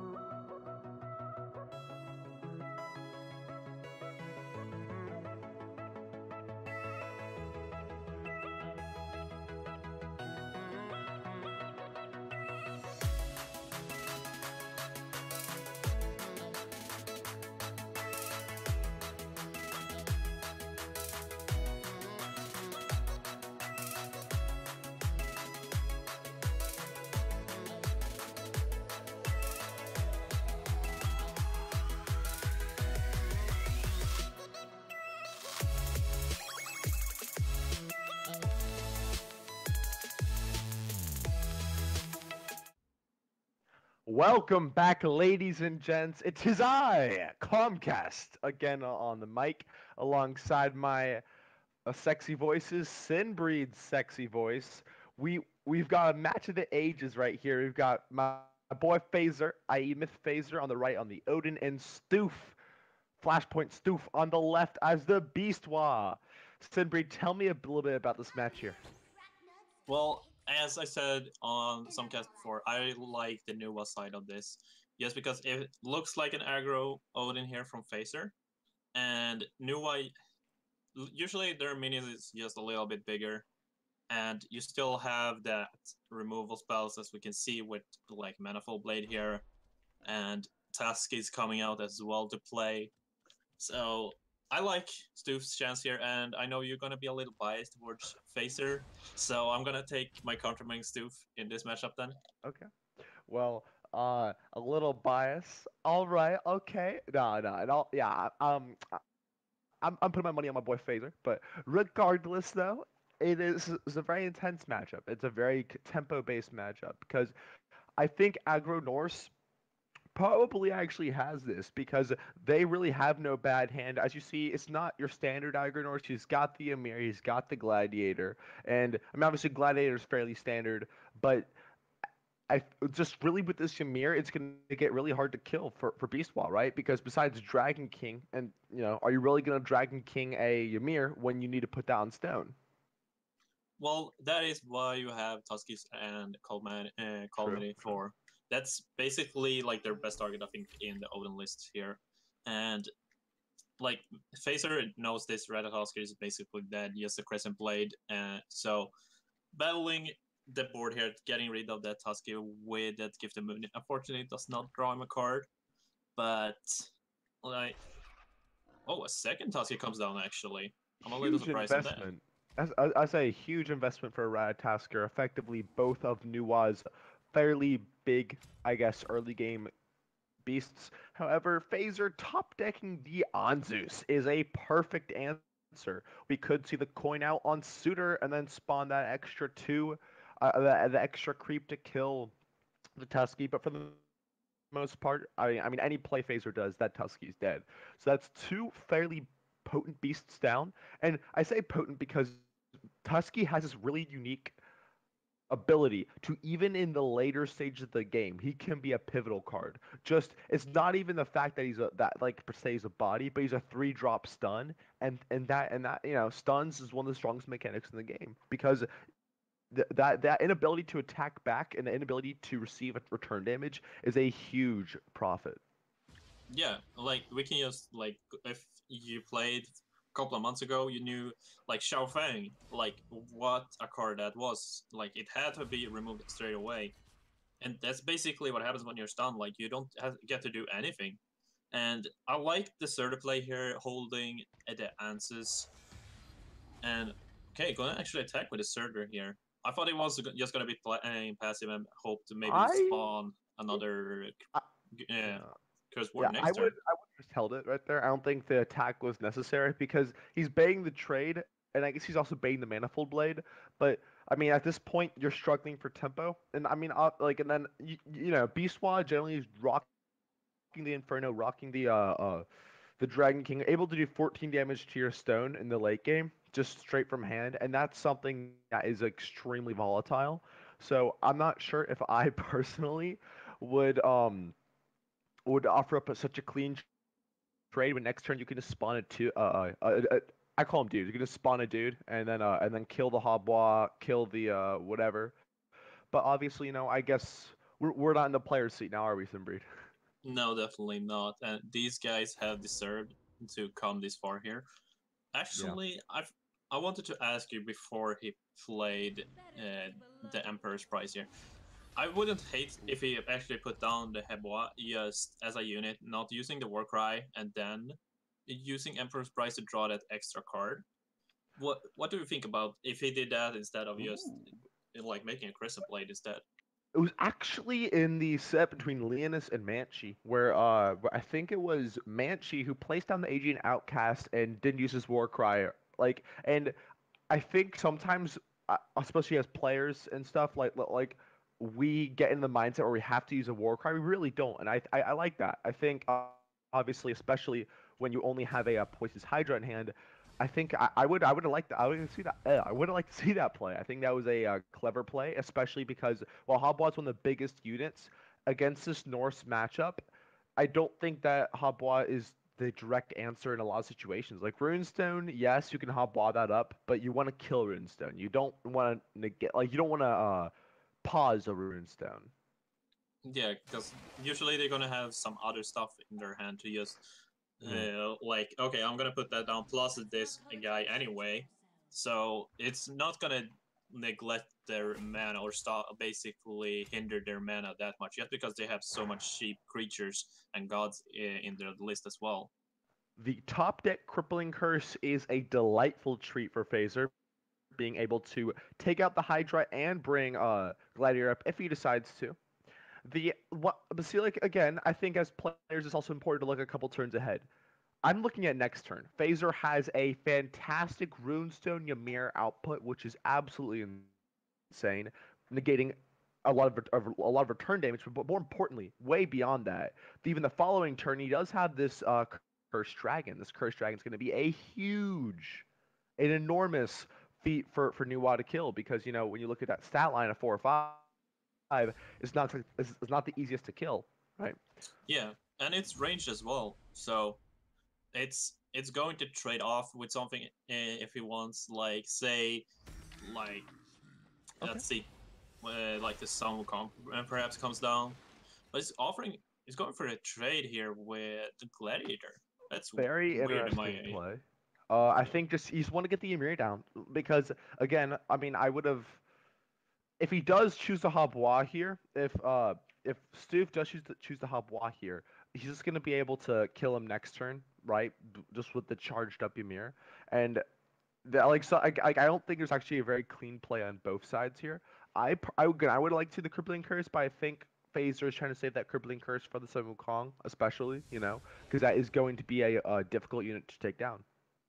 Yeah, I usually, as well as you, I like the surprise factor of the Emir just comes down, freezes something, and you get Yeah. just lock that unit down if it's a bigger one, or like the we're gonna see probably here with a hyena is just going to die instantly. Yes, and this is a huge victory. I would say, I know I said I'm a bit biased, but this is a nice and large victory for Phaser because right here, that is one of the biggest and most important units available to the or to Beast Wall. In all honesty, it really is because this hyena can get out of hand super quickly and able to instantly neutralize that. Especially, he has no beast really to play. He could go for the Sun Kong, and then Sun Wukong, Ox Form, Hobwa, and then Double Crescent Blade to kill the Ymir. But as we also see, he won't be able to get rid of Runestone, and that is something that I don't think any player wants to just be okay with. You gotta Yeah. get Runestone. You gotta get it. Well, if he can top deck another beast, he has enough to take it out. But he's gonna put down the White Tiger here. I'm not sure if I like that because if that takes out and he gets Asuka, for example, in a top deck, then it's like, yeah, I don't like it. But he's gonna take it out here with the Manifold Blade. But that leaves an Emir on the battlefield, which is It almost as does. scary as the Runestone. It really is because unless an unsilenced Ymir means it's one of the subtleties of the game that we really do happen to see. Um, Oh, and the second top deck runestone is certainly what Phaser wanted to see. But back to real quick what I was saying. One of the subtleties of Ymir is you read that it stuns units, but what you don't read is that those units are always stunned. Or correction, Ymir never takes return damage in any instance ever in the game. Yeah, Just sheerly because, he always leaves units stunned. And this is where Ymir can be such a hard card to kill. And that's actually why I think in the next patch he gets a little bit of a nerf, just because his potency is absolutely ridiculous. yeah. When they brought him down, like when they buffed his mana cost from Yeah. 5 to 4, I think that just opened him up so much in the potential, but at the same time almost pushed 4 out of that spot instead, just because 4 is like aggressive, get one shot and then just die. Emir's like, okay, I'm gonna lock down this target instead. So there's different styles in the 4 drop that can go, which I really enjoy with the Odin list that we can see. So yeah, wait. Sorry, continue. Yeah, I was going to say like maybe an Ox form would come out just to damage it, but it's going go for the Eagle form here and just trade his units into it. A big investment. If he had done Ox form, he would have actually been able to full clear without. Okay, okay. He would have been able to full clear without using the Manifold Blade, because the Manifold Blade is very, very valuable elimination, especially when your opponent has got a second rune stone in hand.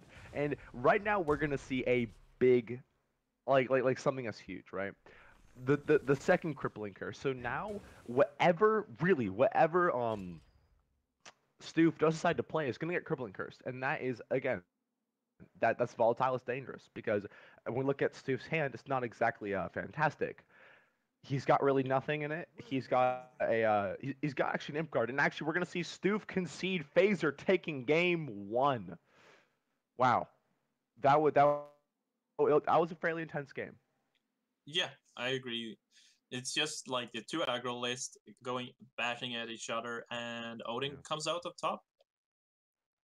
I think where it comes down to is in this matchup, I I think and trading the gladiator into the poison's hydra was the play that really that put Phaser on top because this Ymir was so impactful because even though he did die and he only got 2 damage off on stone, it's the whole idea of the amount of tempo and pressure, like just by Ymir being on the field, each player feels immense pressure to get rid of that unit just because they know his capabilities, they really do. Yeah, it's basically, oh, the Emir comes down. Okay, I got 2 turns to deal with this. If I can't, then I basically have a unit dead on board every single turn just because of that lockdown that he provides. And as we saw there, he didn't have anything to deal with it, and like that cursed dragon just forcing the hand of Stoof to deal with it in some kind of way. Yeah. But like he couldn't just deal with both Emir and the cursed dragon, and finally we see the cursed dragon get some play. What I also like to see here is so we go into the bans. We see Phaser banning the Odin and uh what no okay, sorry, bit of a technical difficulty. I'm not exactly sure what it looks like. Phaser banned out two pantheons. I'm assuming only banned out the Odin, so we're fine there. So Phaser are rocking the Greek, which has not done too well for him today. Hopefully the RNG isn't too bad on this opening hand. I'm obviously a bit biased, but no, but nonetheless, it is myself, Comcast, alongside me is my boy Simbreed. We got it looks to be Stoof on the Nuwa this time, on the Beastwa again, and Phaser on the Greek. Can you tell me about this matchup now, Simbreed? Well, we can see if you just look quickly first at the hand. There's an Arachne in the hand of Phaser, and that it's exactly what you want here. That's Exactly. it, the best thing you can do. And in my opinion, Zeus is favored in this matchup.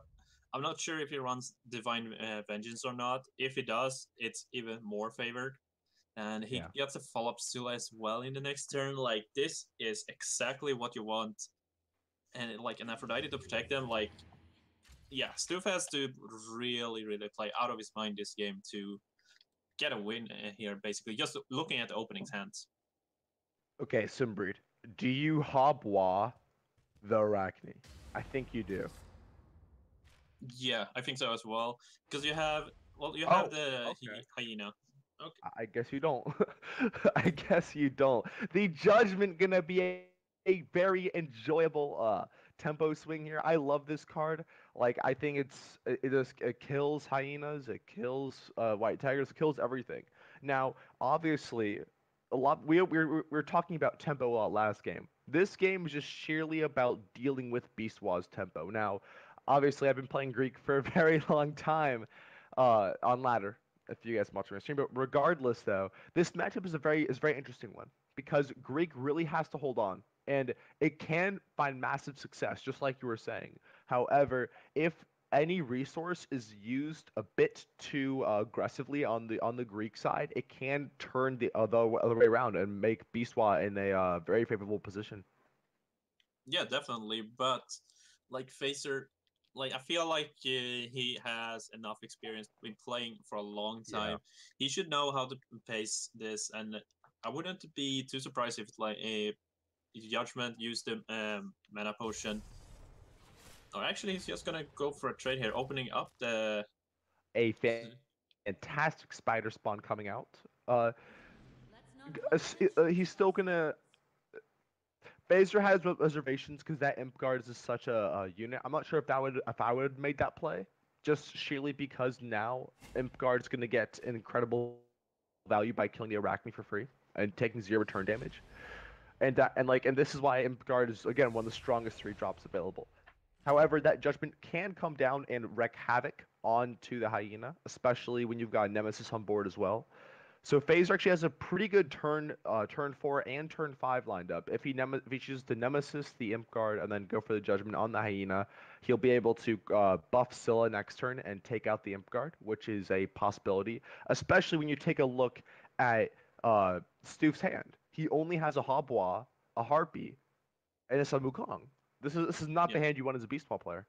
No, especially you don't want Hebwa versus Zeus because that is just a bad card against them. Just like Okay. there's so many war cries in the Zeus list, and I was like, okay, I don't want to bounce that because that's just gonna get more value when it comes down again. But sometimes you just have to because it's just too big and you need to get through for damage sometimes. So we'll see how Stu is going to use that Hebwa here in the later stage. But Tusky comes down, gonna say hello to Tusky Nemesis. looking mighty sexy right here. That's a good piece of pork right there for Stoof. However, Phaser's Scylla next turn should be a nice answer to it, especially forcing the potential trade. Because a buff Scylla will actually take 3 Crescent Blades to kill versus the 2 Crescent Blades it generally takes to kill. He could choose to Afro, but I do think Phaser will probably go for the Scylla here. And like we always talk about Greek gang having a pretty rough time finding that perfect curve because they lack a because they lack an accurate forward drop. But here Phaser really did get a fantastic looking curve. Like he has a bunch of resources here, and this is where Greek can be one of the strongest pantheons in the game. If you get a quietly powerful curve here, it becomes incredibly hard to deal with Greek's onslaught of gods. Yeah, definitely. And we see the Calamity here comes down, but just the Nemesis is gonna be on board still, and that's gonna prompt maybe a trade here. Does get the Basilisk off the Calamity, so it's gonna buff it to a 4/4, so Nemesis will no longer be able to trade. So yeah, that's a good. That's probably one of the best top decks he had. He still had an Elder Harpy actually in hand. Yeah. I may actually play the Elder Harpy here, just because you may want to try to bait out an early Divine Vengeance. Just because I think a lot of Greek decks do run it, especially if you're running it into Odin, or if you're running it into Ganesh, or if you're running it into Biswa. And on Phaser's side, we are going to see a top deck of Judgment. Oh my gosh, is that a perfect card here? Yep. Aphrodite on the Nemesis, then Judgment, the Hyena, then just like post aggressive with his Nemesis. I hope he does. This is why you were entirely right when you said this matchup is difficult. This matchup is difficult for any B swap player just because of Judgment, right? Because Judgment is so cheap and it can deal so much damage. Two mana for 4 damage is incredibly high, right? Especially when you consider how especially how you consider how easy it is to get 2 gods on the field, generally speaking. Yeah, like you're gonna have like 80% of your deck is usually gonna be gods, usually, and yeah, as you said, it's easy to get it online. But one thing I'm a little interesting also that he has Divine Intervention. He has had that in his hand since the start. Hasn't casted it. I think he's just waiting. Okay, I need an answer god here. I need like a Thanatos to deal with this or something. Yeah, exactly. Like then Divine Intervention, find whatever you need, basically. So Arachne is kind of no, not Arachne. Afro is kind of ebbed and flowed when we talk about valuable gods, right? Because originally being able to target Summoning Stone, she was a fantastic anti-Norse counter, but now whether we know that this 2 protect is staying on Nemesis no matter what happens, and this becomes very difficult for the Nuwa to kill, except if he wants to spend all of his Crescent Blades dealing with it. The Artemis here is a perfect answer because there's literally no card less than 2 mana in the majority of Greek decks, so he'll be able to answer this Harpy perfectly. And if he plays around, hopefully, if he plays around the potential Dragon King, Artemis should get a lot of value here. Yeah, and for everybody that plays Artemis, I just hope that you don't run purification beads in your list, because that's probably like the worst thing you could get. But we'll see here if Phaser is running it or not, maybe. I assume he's not, and the Artemis is just so perfect here, because especially in this matchup, you're not looking for a ton of damage out of Artemis. Really, all the big creatures that you're ever gonna see is a super steroid buffed hyena or just a Samukong, and you have the Nemesis available. The Nemesis just puts so much work in on Samukong, stealing 3 health, I believe, leaving him within Judgment. And the Thanatos coming out the following turn is going to be clean. So yeah, so killing this Harpy is going to make quick work, and then probably bring up the Afro a bit. Yeah. Yeah, and not lining them up for a Calamity here as well. A good heads up play from Phaser. I didn't even see that. Very, very, very well played. Yes. But if he wants to stun the Artemis, he'll not be able to stun the Afro as well. Yeah, and he knows that his Basilisk is just dead next turn. So maybe the Elder Harpy here is like kind of a bait. Like maybe you want to go for this 3/2 instead of my 2/2. I was actually gonna play Daji to save one of those. However, the nemesis here is going to be very, very nice. Even when the beast gets buffed up to a 4/4, Nemesis will chunk down that health and then leave a perfect Thanatos available. And this is something that Nemesis does a very good job of. Like generally, I always refer to her on stream as a tech card, but she, especially in these types of matchups, she can be a very clean addition card, or like in the way of just chunking down some health and then leaving that up for a Thanatos. Now, if Phaser does go for the Thanatos, however, Daji will make quick work of him, and and that's not exactly what you always want. So, do you play the Bronze here as well? I would play first Brontes and then Nemesis and Thanatos, actually. Just use that mana potion. Yeah. Because that's been sitting in your hand for so long. Like, now you have an opportunity to use it. I say you should. And just move up the Aphrodite as well to be able to finish off the Daji if that's the unit that goes for your Thanatos. And Phaser running out of time here, though. He only has like a handful of seconds. We'll call it a handful of seconds. He needs to make a play very quickly. Bronze, then we'll see the Thanatos instead. So he does want to try to save the Nemesis. And then he's going to buff the Thanatos. Okay. And then, okay. Okay. That was. I think I would have played the Nemesis. Or do you think he's explicitly saving the Nemesis for the Sun Wukong? yeah, maybe he's saving it as well right now because he doesn't have a silence effect. So maybe if Aluminum Hydra comes out from Stoof, that might be something that he runs. I'm not really sure, but we'll see. The Ho-Yi gonna be the top deck, which is a fine top deck. However, it's not the one you exactly want perfectly in this matchup.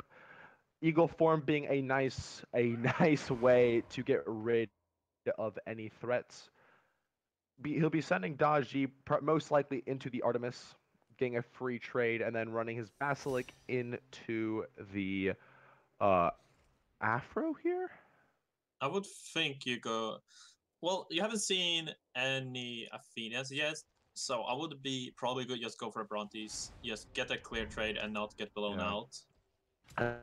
Especially when 5 minutes in hand. Arachne's not the really card you want here, but the Nemesis will chunk down Sun Wukong to a perfectly bite-sized piece for for uh for Thanatos to eat the Sun Wukong, and then being able to trade the Bronze into the Daji is another possibility, and the double Athena also coming out here.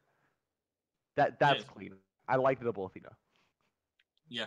And like Athena Nemesis that put your Brontes to a 6/6 as well, so it's gonna die to a Crescent Blade, but you force your opponent to use at least 2 of their mana, so they could maybe can't I think the play Nemesis like a is the play really here, big though. creature. What? Yeah. Sorry, I wasn't sure. The Nemesis is definitely the play here. Oh, wait a minute. Do you play Arachne as well just to force out that to force out the Crescent Blade next turn? I mean, if you go for Oh, never mind. Okay, so I guess he's not playing Arachne. Then he'll just buff. No? Okay. Slight Alright. misplay, potentially. well, at least he's playing around Dragon King that's just been drawn here, so does not have any like clear way Yeah. for it unless you just want to go for face. Basically here, go for a 10 damage with the Basilisk. I wonder if it's actually. I would not think he's running Inferno just because we've seen double Emperor's Prize. So, like, there's not that many spots that you can have over all the like beast synergies that you want in the deck. We've seen Ogway here as well. So I'm going to say that Stoof is not running any Infernos here. Most likely not, especially when you are running the Hou-Yi, which I think Hou-Yi is one of the most potent cards. Obviously, you do want to keep that in mind. But the Spider going to kind of be a nuisance here, having a couple of capabilities. So do you run the Basilic into the Nemesis here? I don't think I would. I was just like, because it's gone so late now, and you have a good board. Make your opponent do the trades, and then you just like go for as much damage as you can. So there is he isn't. So what he could choose to Athena and then. Actually, I'll ask you, what does Phaser do here? Well, that is a hard question. Just because of he needs to kill the basilisk, he also wants to kill the Hydra, and he can't do both here. He can put an Athena down, just damaging the Hydra and Ho Yi, trading his nemesis for the basilisk, or yeah, he can buff it up, but it's gonna get killed by a Crescent Blade either way. But he needs to get rid of this poisonous card, so he's like there's so many things that he can do here. We'll see what he opt to do. It's also worth mentioning Hou Yi cannot hit stone, so he may want to play around that. Then he's gonna probably play his War Behemoth here, and then just gonna play Poisonous, and kind of another misplay. Putting the Spider there means that Hou Yi can clearly take it out. I would have left the Spider in the back probably. Yeah, I see what he was trying to do, just go for the body block on the Hydra, but that doesn't work so well when there's a Hou Yi. Yeah. And I understand that people make small misplays like that in these high pressure situations. They've been playing this tournament for like this is the third week I believe on this now, and every match is a high pressure situation, especially when you're here in the lower bracket. Just because you lose a set, you're out. The Habois coming out here, shock and awe is something that you really want, and no shock and awe will be given. I think yeah, you go for the Athena here, obviously, but the question is, I think you follow up with the Poison's Hydra, or do you buff? I would play the Poisonous Hydra. You need more bodies on the board here, because this like he is pressuring your Summoning Stone really hard here with potential 6 damage if with the Hou Yi plus Hydra. And then wait, does he actually have lethal here? It seems like Stoop has already called it. That is the Dragon King coming out on. Yeah, that's yeah, he's lethal. lethal. GG. Very technical game coming out from both sides. Obviously, bringing it to a 1-1 set. This is pretty risky. I mean, on both sides. Obviously, you're rooting for Stoof. I'm rooting for Phaser. Simbreed, break down this next game for me. The next game, okay. So let's see. That Stoof has Raw and Ganesh left to play. Phaser has Zeus and Nuwa. I'm gonna say we're gonna see a Raw from Stoof, and Phaser's going to think it's going to be a Ganesh, so he's gonna go for his Nuwa. True, but if he's packing the Divine Vengeance, then I think you would rock Zeus, just because that obliterates stone, honestly, or obliterates all their structures, which is always a possibility. So yeah, this is where the bans do come into play. Not being able to play the Odin for an easy win against Greek is going to be pretty rough for Stoof. So both of the matchups that are possible, right? Raw versus Zeus, or like any of the matchups, they're gonna go later, right? Yeah, definitely. And we're gonna see here. Okay, I got one right. I got 2 right. Stoof gonna go for the Raw, and Phaser gonna go for the Nuwa. This is a typical, or I guess a relatively typical control Nuwa we've seen, because the Greek has just not been working out for Phaser today, unfortunately. But on that note, it is definitely opening hands are a big impact. Simply break it down for me. Well, it's like any matchup against Raw, basically. You don't know what to pressure the stone early, don't want to give them those like early damage on it, so you can buff up your Sobek, enable Foth, that kind of stuff. But as we see here, as you said, opening hands is very important. It's gonna be a Bastet mana potion out here from Stoof. The Imp Guard seems like the play here, especially because of how potent that little of not nothing little about him, but how potent he is, just because he's a very hard unit to kill. And again, unless Stoof wants to chaos spawn out the Imp Guard, that is not exactly the situation that you want to be in. Uh, potential. You wouldn't even magma slam. So do you chaos spawn this Imp Guard to try to regain pressure, or do you just hold out and just chill? I would hold it just because there's so many other like bigger things that can cost you the game if you just use one of your silence to be a little aggressive here, and then your the guard is just gonna kill your Bastet, gonna crescent play two of your cats, and then it's like, okay, there wasn't that much value there. But I'm gonna go for a Magma Slam actually. I'm a little interested That why that setting up Capri yeah, perhaps. yeah. I mean, but Khepri without a call. Well, actually, the best play Phaser could do right now, hands down, is he sees exactly what Stoof is trying to set up. So he double crescent blades the Bastet. Yes, and I do believe he sees it, and then makes it so if Stoof does play the Khepri, he's also killing all of his cats. Yeah, and that would be the optimal play here. I totally agree with that. Another one he could do that's a little cuter, but still could have worked is Arjun Outcast, flip his own Imperial Guard's health. I don't know, actually, if he would swap it right now from a 4-1, would he keep his health? I do not, I do not believe it is. I think it switches just the base. I think it does switch the base because whenever you switch like a War Behemoth with Deathbringer, it will only give him one attack instead of the theoretical 16 attack. So, anyways, Okay. it's the God's definitely going to come out. So no Khepri this turn, obviously because of the play that Phaser made. However, that it looks like a dead Imp Guard next turn. So, but and that's also again that like a lot of the time whenever you do see these resources come out, it's as players, it can become relatively difficult to say, oh, like they they they meant they were able to stop my play, but that is one of the resources that is actually quite pivotal in the late game coming out now. Yeah, and him using his Crescent Blade Arrows as well now, like, that's also a good thing for Stoof, because that's Crescent Blades that does not go towards Guan Yu here. And he, right now with these three cats, he has board control. I don't think you want to play Ao Kwang here or your Aegean Outcast. There isn't any value to be had playing them. That's basically almost like, yeah, I'm gonna play this and we're gonna trade.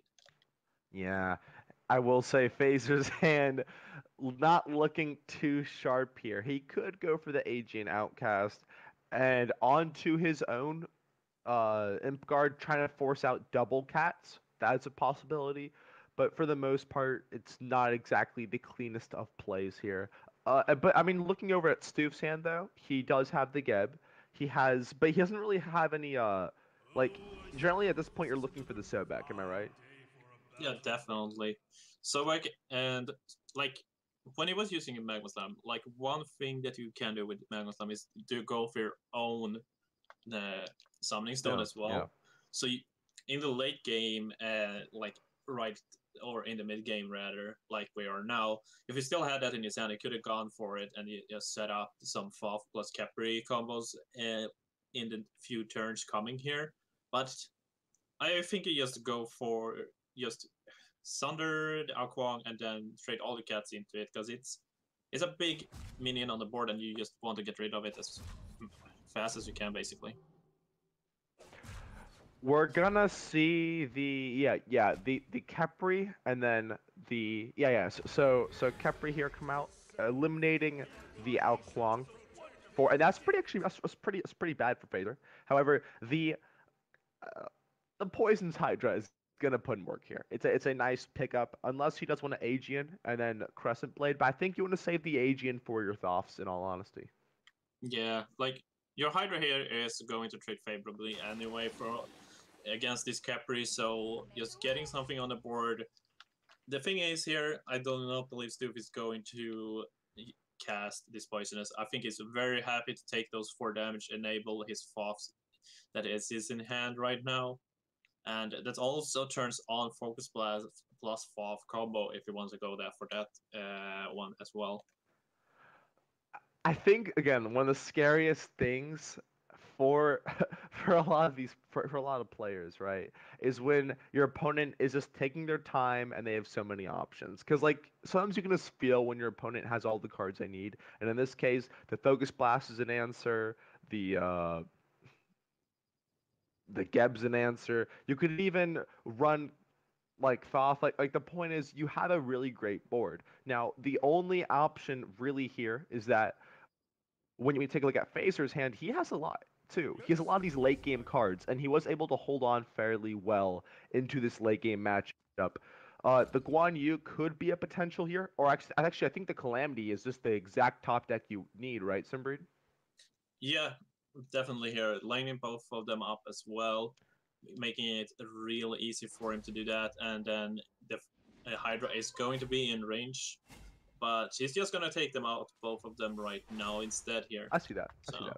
that's also a good play. Like getting rid of off is always like what you want to do as fast as you can. So A bit of a spicy card that we actually have not seen in a while, like the Circuit.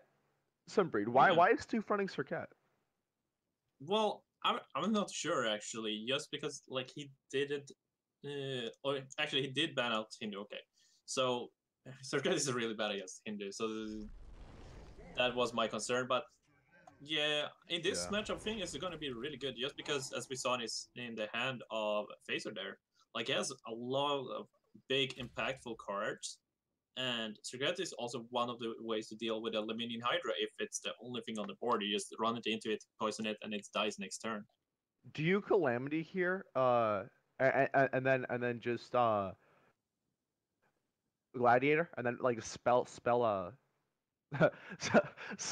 Geb down. I think it's what you do here, right? Because like at this point you have tempo. As long as you're able to deal with the Skeb in an efficient manner, you have the board control. And Rod does not have Annihilation in hand, which is a huge or Suf doesn't have Annihilation in hand, which is a huge detriment at this point in the game. Annihilation would be a clean pickup, obviously, but I mean there's always logic for saving it for Fire Giant, saving it for Guan Yu, but still though, like just having Annihilation in hand makes you feel better. Am I right, Simbreed? Yeah, definitely. It's just like that insurance for you. If you make a small misplay, you misread your opponent, and they like, oh, they had that card instead of X card that I thought they had. Well, I have this reset button for the board, Yeah. but he's just gonna go for the trades here instead of the committee. I think Fading out another Khepri. yeah, another Capri would be great. But speaking of Annihilation, that is Yeah. the top deck here. Now, Annihilation's cost being increased to 7 mana, even though this happened a while ago, do you think that has impacted the value of Annihilation overall?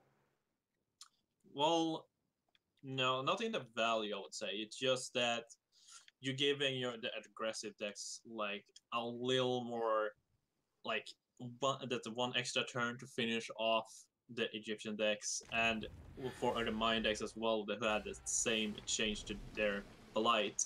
So I would say that it's not that bad. It's still something you run every single time in your Egyptian decks. It just makes it more fair. I think the Calamity is probably going to come out here, just because at this point, poisoning your Fire Giant is not the course of action you want to do. Yeah, gonna go ahead and see what you can draw. See if you can draw some lower cost cards and try to swing some RNG. And the Chaos Spawn being an option. I think Phaser actually saves the Chaos Spawn, plays Lernian this time around, and then Fire Giants into the Khepri. Because if he plays Lernian here, that one extra damage, like Stoof is not going to have the ability, right, to Annihilation and this is going to be rough to kill this Lernian. So I think you play Lernian here. Do you play Lernian? I think you want to go for the silence just to be safe, because if there is But a if you gap, silence, she's no longer stunned, though. So wouldn't you want to silence next turn? well, if there's a gap coming out, then that would be really, really bad, because that will remove the stun. So that is what I would be afraid of here, but it goes for True. a Gladiator instead here.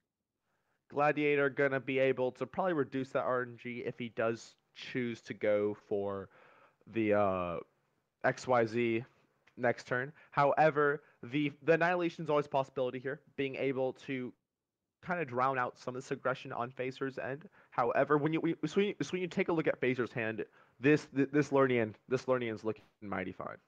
It really is. Yeah.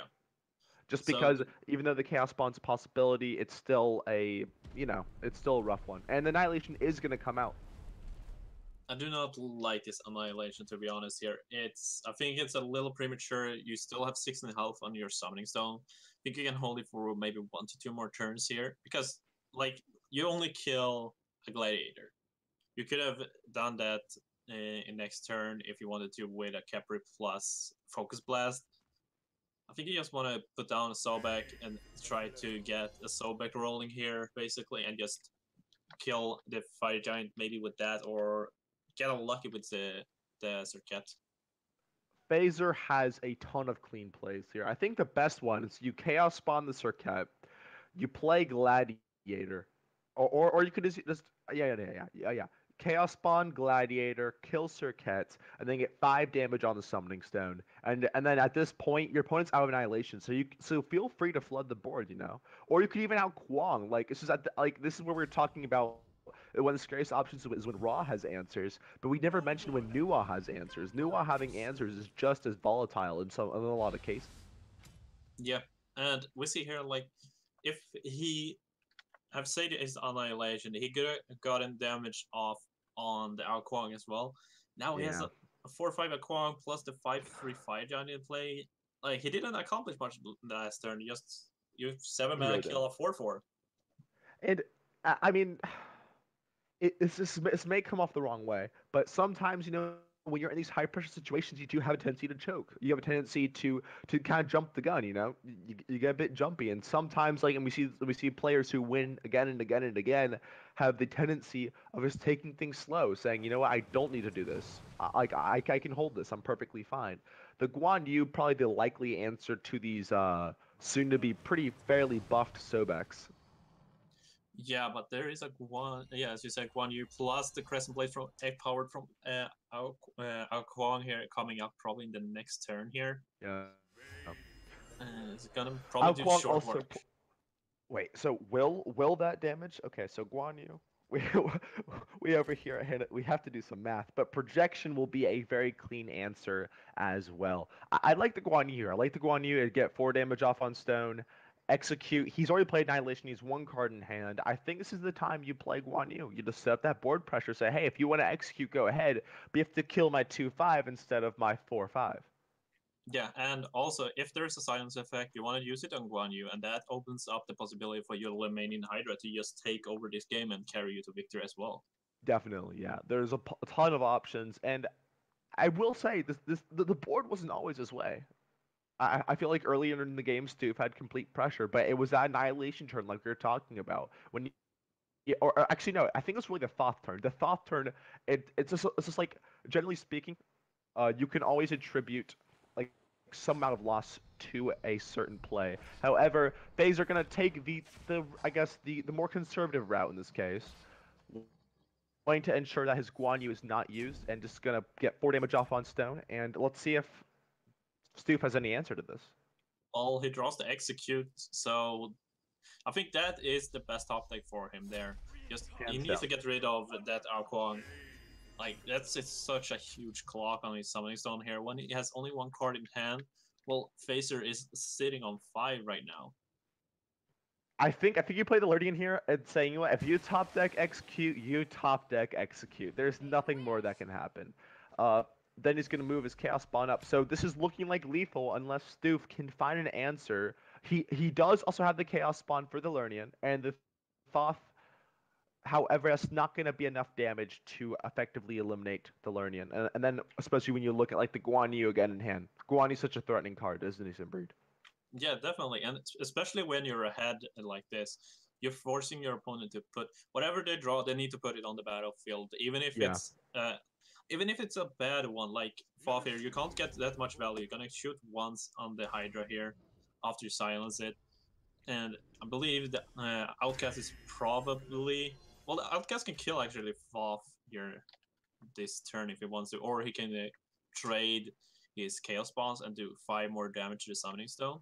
Honestly, I don't know why Face is holding the Guan Yu. Like he's got no like Stufa's got no other board wipes. I think you need to play the Guan Yu here. Just spell everything down, get some damage off on stone. Like the last thing you want to do is allow your opponent to get some crazy Geb play, and now you're saying asking how do I play this? But instead, FaZe are gonna kind of go for again a much more conservative play. Like I think, do you think do you think it's because we're in this tournament setting that we're seeing all this conservative play happen? Oh no, Well, now the Guan Yu. So a little bit of a delayed Guan Yu, but nonetheless a Guan Yu will come out and y- board wipe here.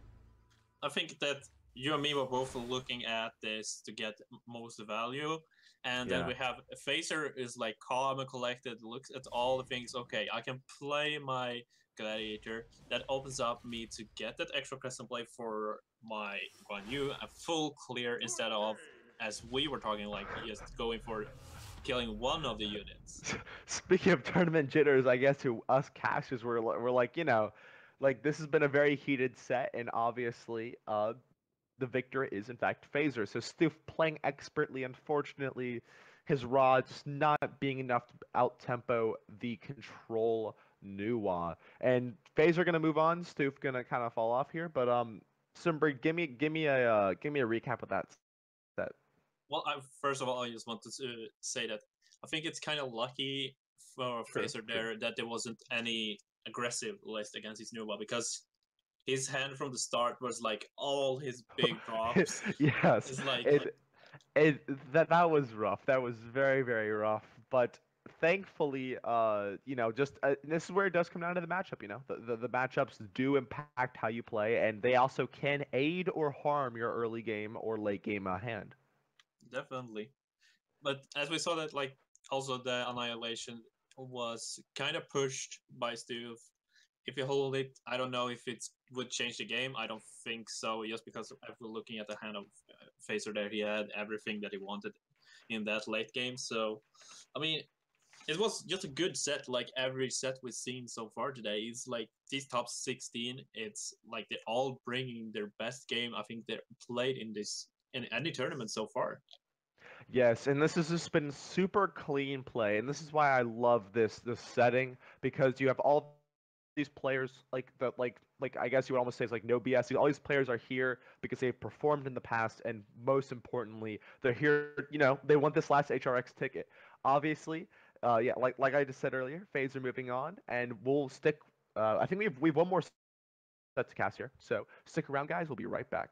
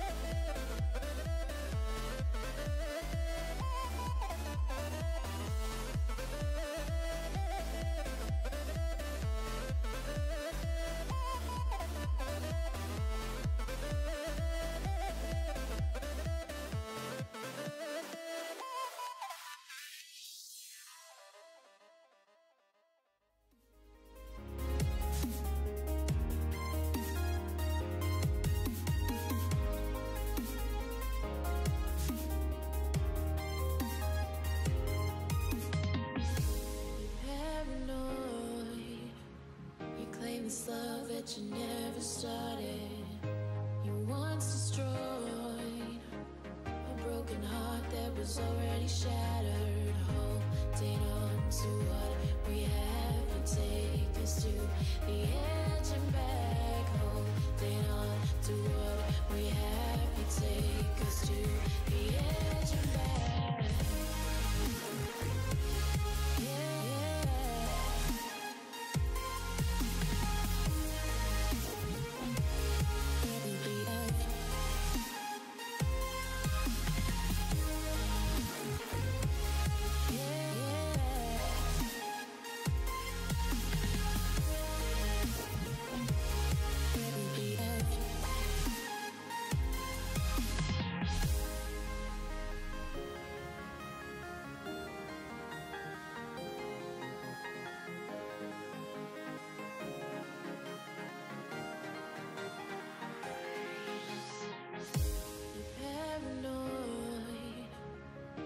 This love that you never started.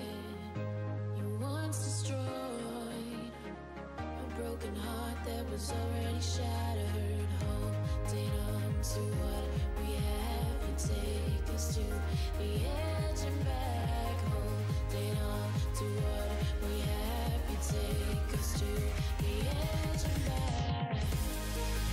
Welcome back for the last set of the day here on Smite Prime. My sexy voice is Myth Comcast, a Comcast employee, Twitch.tv/ a Comcast employee. You know me. Alongside myself is sexy boy Sinbreed. we got the Odin mirror. We got Odin versus Ganesh Phaser on the my boy Myth Phaser on the Odin, and Salugi on the Ganesh. This is a very interesting matchup, Sinbreed. Yeah, and we see how fast Tusky here comes out just to stun a pillar. I guess, okay. It doesn't I like have this any... play. I like this play, though. Yeah. Because what Phaser is doing is he doesn't care so much about the stun in this matchup. He cares way more about the positioning. He cares much more about having the ability to attack whatever he puts down. Aspect of life here. Oh That's my a fire gosh. giant. No, what? It doesn't go for the fire giant here. He doesn't go for the fire giant here, unfortunately. But at the same time, the zero cost Agni has reincarnate, so he gets 2 Agnis. This is volatile right here. However, the Anzus is a possible option. I think the fire giant probably was the better option though, because it would have been able to whiteboard and regain pressure. Obviously, this is a rough matchup. There's no getting around it. Hindu being one of the strongest pantheons this game has ever seen definitely makes this matchup difficult. Yeah, definitely. But I like the position of Agni here though. Even if there's a silence comes out, he has to trade with Tusky anyway. He can't reach it otherwise, but it looks like he's hovering Gladiator here. Yep, and just gonna push more damage to the face. I think it is stone with Tusky. Yeah. I believe, yeah, I would do that same. However, the second Agony here to add insult to injury. Oh goodness gracious, Hindu is something else, isn't it, Simber? Yeah, and he could if he would have picked the fire giant last turn, it would have been so cool. Dispatching your zero cost fire giant is one of the greatest things you can do in this game. Let me tell you. So you have experience with it then? Yeah, I'm a scumbag in the play. I love that. Yeah, I'm a scumbag. Yeah. So one of the key things that Norse has to do in this matchup is they have to ensure that no matter what happens, right? No matter what happens, the healing does not get through. Obviously, Smorking here.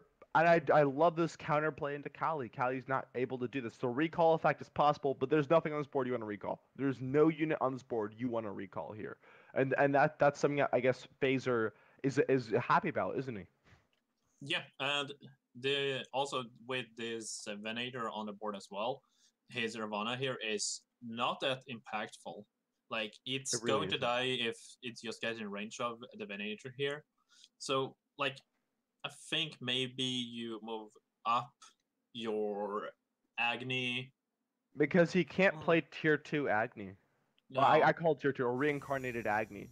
The pre-science, it'll be nice here. Unfortunately, there's nothing. There's nothing here. The Vimana is obviously nice, but that also means that both his Chaos Spawns or I guess one of his Chaos Spawn is shoved to the bottom of his deck now. yeah, That's not what you want, is it? definitely not. And like, I wouldn't hate like a dispatch on the Gladiator though, just because he is going to have 6 mana, so he's only at 2 mana extra next turn. And his position is Agni to basically just hit the Venator next turn and just maybe just replay it to try and wipe the board here. Able to get 5 damage off on stone is so sweet. And this is where the Smork really does impact. Oh, we're actually gonna see a big boy mercenary come out, a 4/4. That's 9 damage. He has 4 health remaining, and Anzus will bring him down to 2 health remaining. This is a very key point in the game because taking advantage of Hindu's sometimes weak early game can be very pivotal here. This is a very technical. This may look like at face value a very easy Smork match, but this is actually a very tense situation because Hindu has a lot of ways to come back from this. This is going to come down to who does it best, who can control this board at the best, you know. Yeah, and we'll see. He's probably just gonna body block the Gladiator here with his Agni, killing off the mercenary, playing second Agni, wiping the board. But will that be enough though? He does have Crippling Curse in hand, so he has to fully wipe board here. If he leaves a Gladiator up, that is a GG. And That looks is like a we actually misplay. have we have a GG then. Yeah, that's a miss. He did not body block, and he played Agni again. It's going to be a 1-1. Woo! Woo! Quick game. Looks like Phaser's showing us why you don't ban out Hindu, and I just quickly want to reference the bans real quick. Phaser and Saluki both did not ban out Hindu. Saluki banned out Phaser's Nuwa, which is a very, very clean play, and Phaser banned out Saluki's Norse, and we've seen a lot of Norse bans here. Kind of, sorry, technical difficulties on my side, real quick. Well, we can see that Phaser has then Hindu and Zeus, the Greek pantheon here. So probably we're gonna see him go for a Hindu, as you've been saying before, that his Zeus has not been working out for him so far. So I'm going to think that is what he's going to go for here. What do you think, Comcast? Is we're getting pulled into the game right now here? Saluki on the Nuwa. I think I was gonna say, he's gonna go Greek, and this is a very, very tense situation. So it looks like we're gonna see a control or this is a control Nuwa most likely.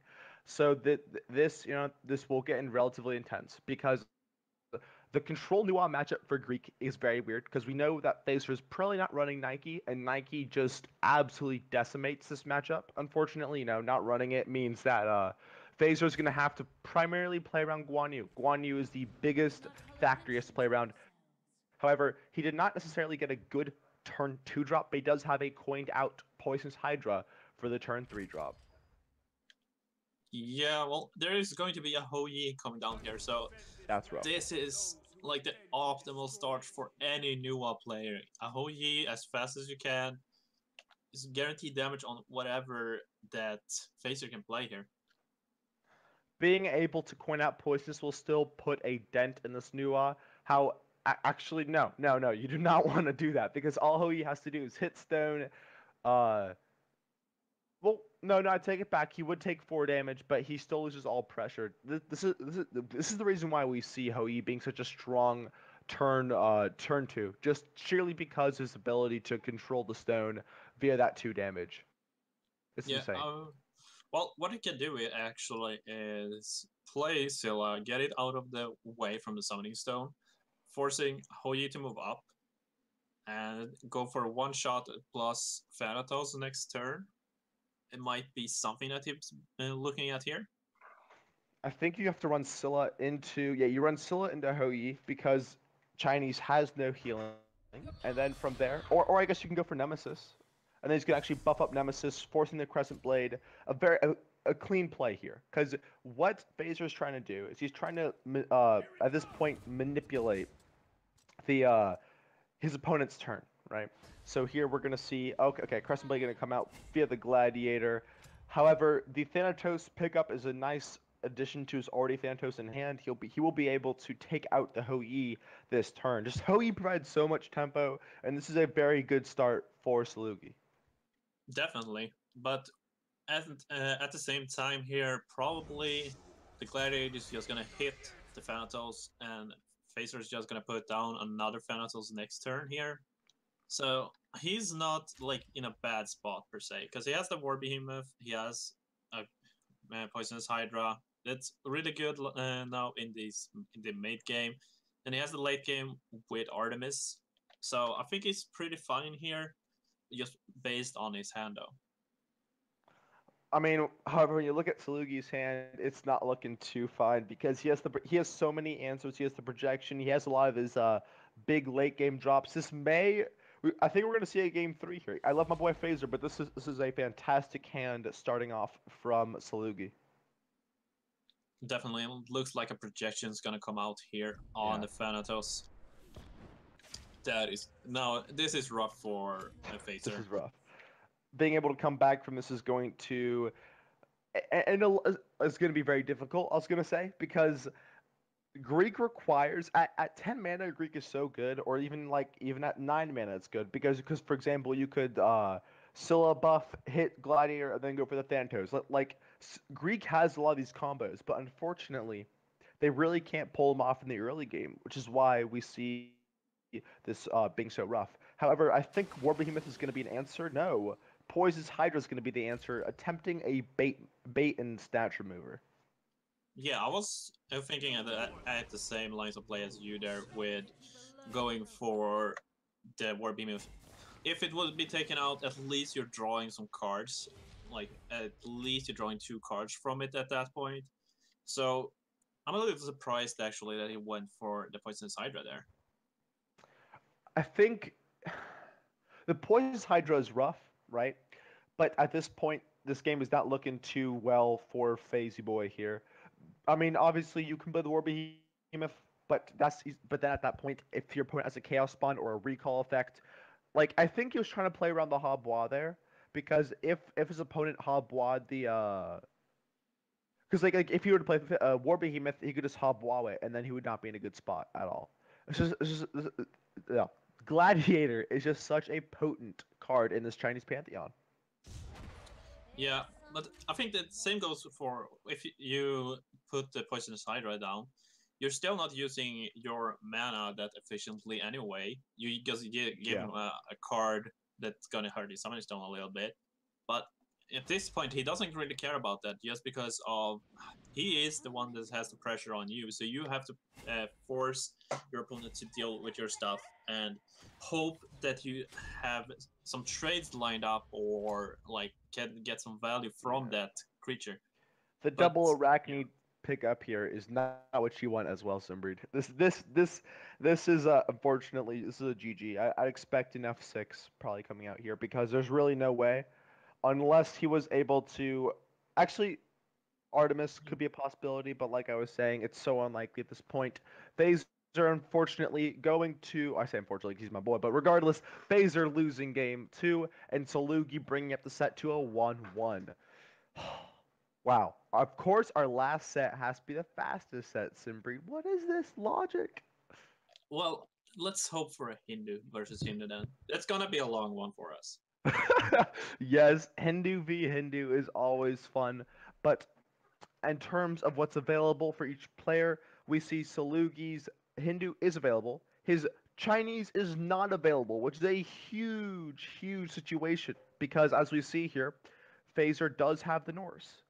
He does. He hasn't brought it a lot, but having access to that Norse is pretty spooky. Well, Phaser won with the Norse in the first round, right? Yeah. Oh, wait, did he? Yeah, he beat the silly Hindu. goose me. I was debating in chat. Debates in chat, please. No, he has access to the Hindu and the Greek, and both of these are very valuable pantheons to be running here. but obviously Salugi only has access to the Hindu and the Raw. So what do you think the matchup's going to be here? Well, I think Phasers are gonna go for the Hindu. Like as you've been saying all day today, basically, is that Phasers Zeus has not like done him any good at all. Basically, is usually lost with it. So I would not surprise to see him Hindu. Hindu is, as we said before, one of the strongest pantheon you can play right now, and I do not think that its matchup versus Raw is that bad. Like if you can not overextend into Annihilation, I think you're fine in that matchup. But we'll see. Honestly, this is where we've been seeing this is where we've been seeing Greek kind of wavering, if you get what I mean. Because like on one hand, Greek can't be very strong, but you'd kind of question would have Hindu been better there, you know, just because of their early game tempo mixed with like a lot of the of availabilities. Because even though Greek is still viable, you know, it's not exactly what you always need, and more importantly, it's not always the best situation to be running, especially in a tournament setting. Well, I think that Greek is why people are running so much is just because it's good matchup versus the aggressive list. So against the Biswa and the Aggro Norse, like you have probably the best matchup of any other pantheon, I would say. Just with a mid-range control strategy against an aggressive strategy. Would you agree to that?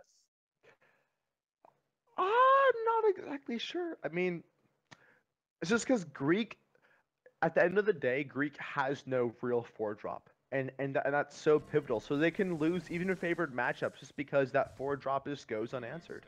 Besides Thanatos, there's really nothing here. So we're actually going to see the Hindu v Greek matchup just for sakes of the last possible game for on here on Smite Prime. My name's Myth Comcast, a Comcast employee, however you want to call me. Alongside myself is Sinbreed, twitch.tv/Sinbread. And we got Salugi, most likely, yeah, Salugi on the Hindu, and Fazy Boy on the Greek. This is a matchup for the ages. Yeah, and I think that this we can see it in the mulligan here. Thanatos, Scylla, and the Poisonous Hydra as his opening here. I believe Scylla is at least gonna stay here. Just get that fast, like charge up maybe on her if Ganesh goes or Salugi goes here for a pillar life, but it's a pillar fortitude. That's pretty rough. If you're Phaser here, you Scylla out and then hope you can play the Thanatos. So actually, you force out him to hero ability instead of doing anything else. Because if he doesn't hero ability, he knows the Thanatos is coming out or the Judgment's coming out. So if he does choose to coin out Agni or mana potion out Agni, it's not gonna help him here. Just because it's an understood Thanatos here. So he is actually going to Agni and leaving his Pillar Fortitude open. Is that a misplaced in Breed? I wouldn't say so. It just puts sorry. It puts the Agni in a good position here. It's at 2-6. And wait a minute. I just realized this. So, wait, no, sorry. Continue. My bad. No, what is it? I'm interested All to you hear. have to do is just buff Scylla, take that out, and then just play Divine Intervention. Draw your two gods, get even in a better state, and then you can even silence the Agni in the following turns. Like this is a very good spot for Phaser as long as he sees, because like you can Thanatos here as well, just to gain a presence pressure. Like honestly, this is such a good spot because he has so much. Because like even then the following turn, you get Thanatos the structure, and then Agni does whatever Agni does, and then he could probably use Shakana to try to get even more Agni off value. So long story short, TLDR version chat. He has a lot of options, and this is a good situation for Greek to be in. Yeah, I think this is the best play as well, because if there is a second Agni, then if you place the Thanatos to take that out, like that's just a huge blowout, and Salugi would be so far ahead if that would happen. But we see the Echo Blast come out, deal with that Scylla, moving the Agni up here to an aggressive stance. Taking a look at Salugi's hand here, it's not what you want as a Hindu. The illusion is a nice one, but as long as Phaser takes this moment and does choose to play a bit off tempo and goes for the silence, this is a huge victory. just because he's only gonna have one other real possible Agni available to him unless he uses Aspect of Life on an Agni. So again, this is not exactly the this is not really the hand you want as a Hindu player. You just want don't you just want a lot of structures and your like Ramas and your early game like Vimanas and such. Yeah, but, like that would be the best for him. But right now, Phaser is putting on the aggression here, so Yeah. like you can't afford that right now. Like I think you have to play your Ravana and just stay back, let Phaser come to you, and just like try to find the values in like your Echo Blast here, for example, with an Agni or like Agent Outcast in some regard or something like Yeah. that. It's got to become a value game. And this match, the Robin's going to come out. However, the Silence Warcry effect is certainly sweet. He could even choose to play Athena here, get that pressure, get a 5/5 on Stone. There's a lot of possibilities. I mean, again, like there's a lot of possibilities here.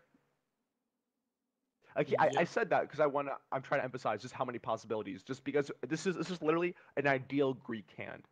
So There's you say nothing. what you're saying is that he has a lot of possibilities in that. I think that's what I'm saying. I think I'm saying he has a lot of possibilities.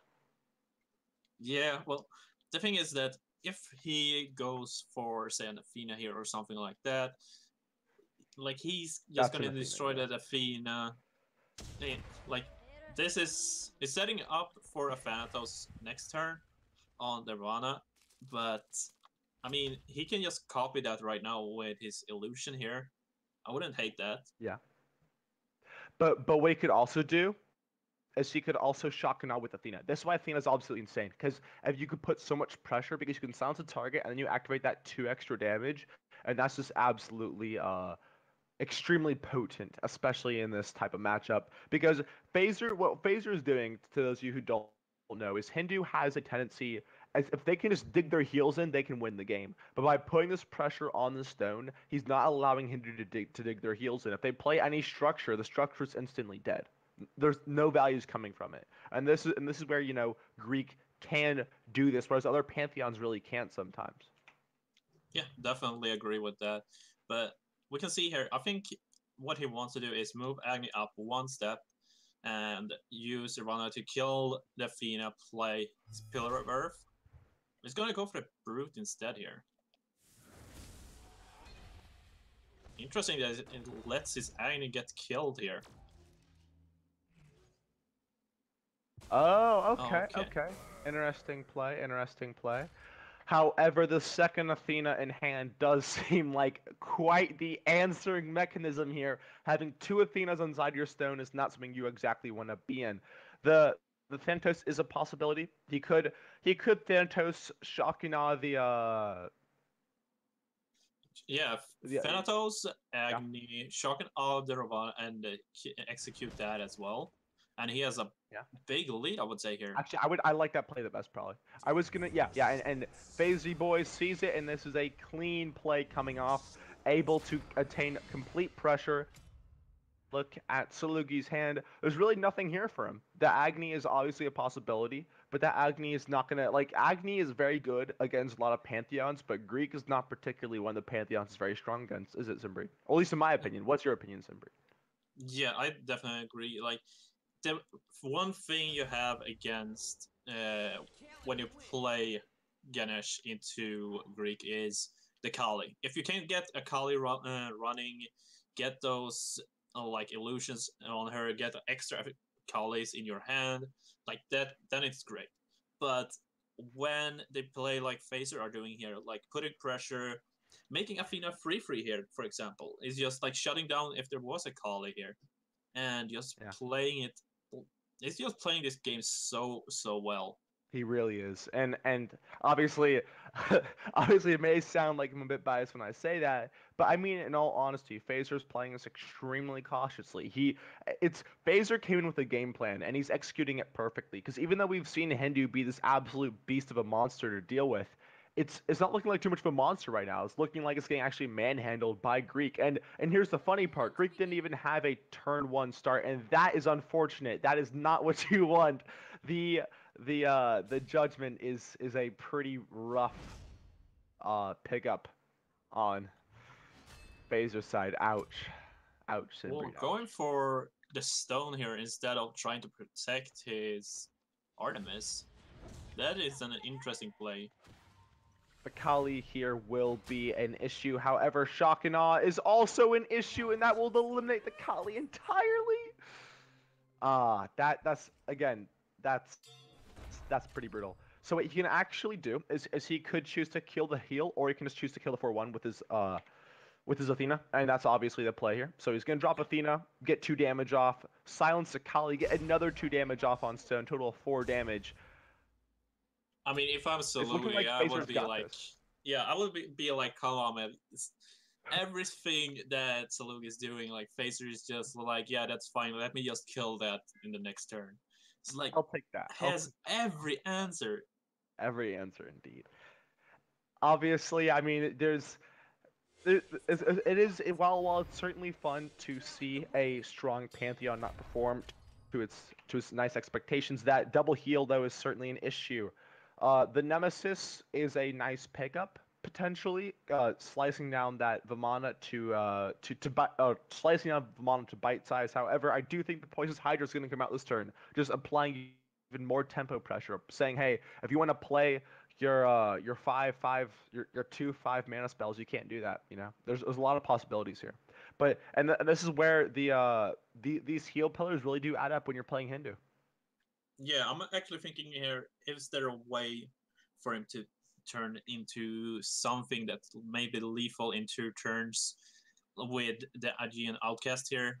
Oh, I didn't even think of that. Yeah, you're totally right. So, like, you can buff up your Athena, hit, and hope it doesn't die. I would probably not hate to see a War Behemoth actually as well here. Just save that Aegean Outcast for that big, maybe surprise burst damage. And Phaser, just like he's been playing the rest of the tournament, is actually okay. So he's gonna play a bit aggressive here, saying, "Hey, I have lethal next turn unless you can kill it." And the Silence Kali was a huge loss for him. So he, okay. Is there a way he could?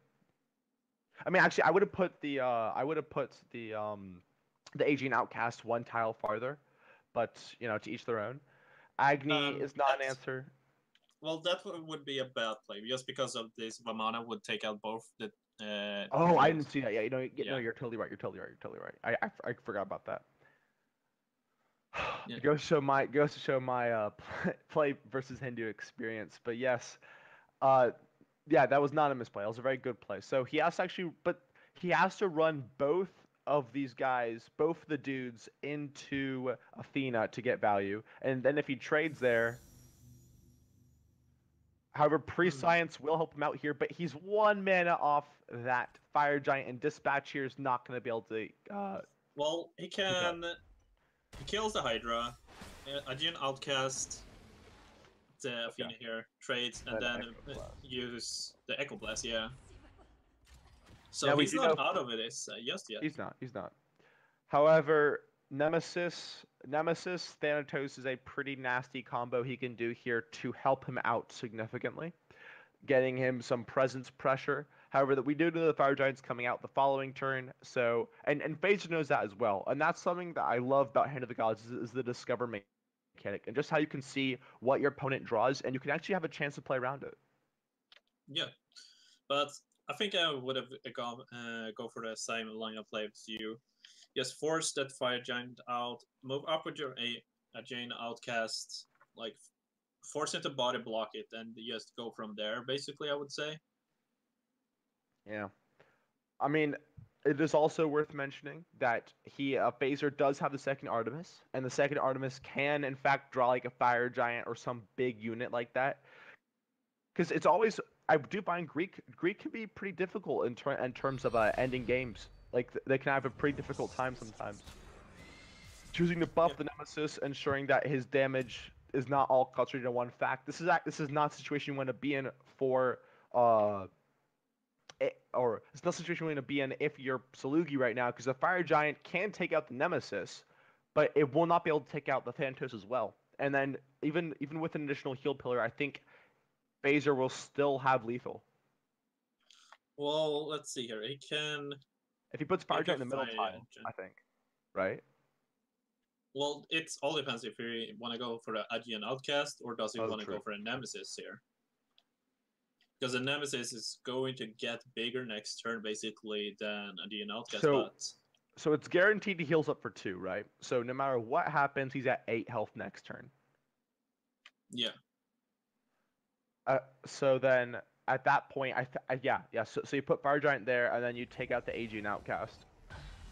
However, Thanatos will still be hitting your stone. And You let's basically see. hope that there is no Artemis from Salugi's part here.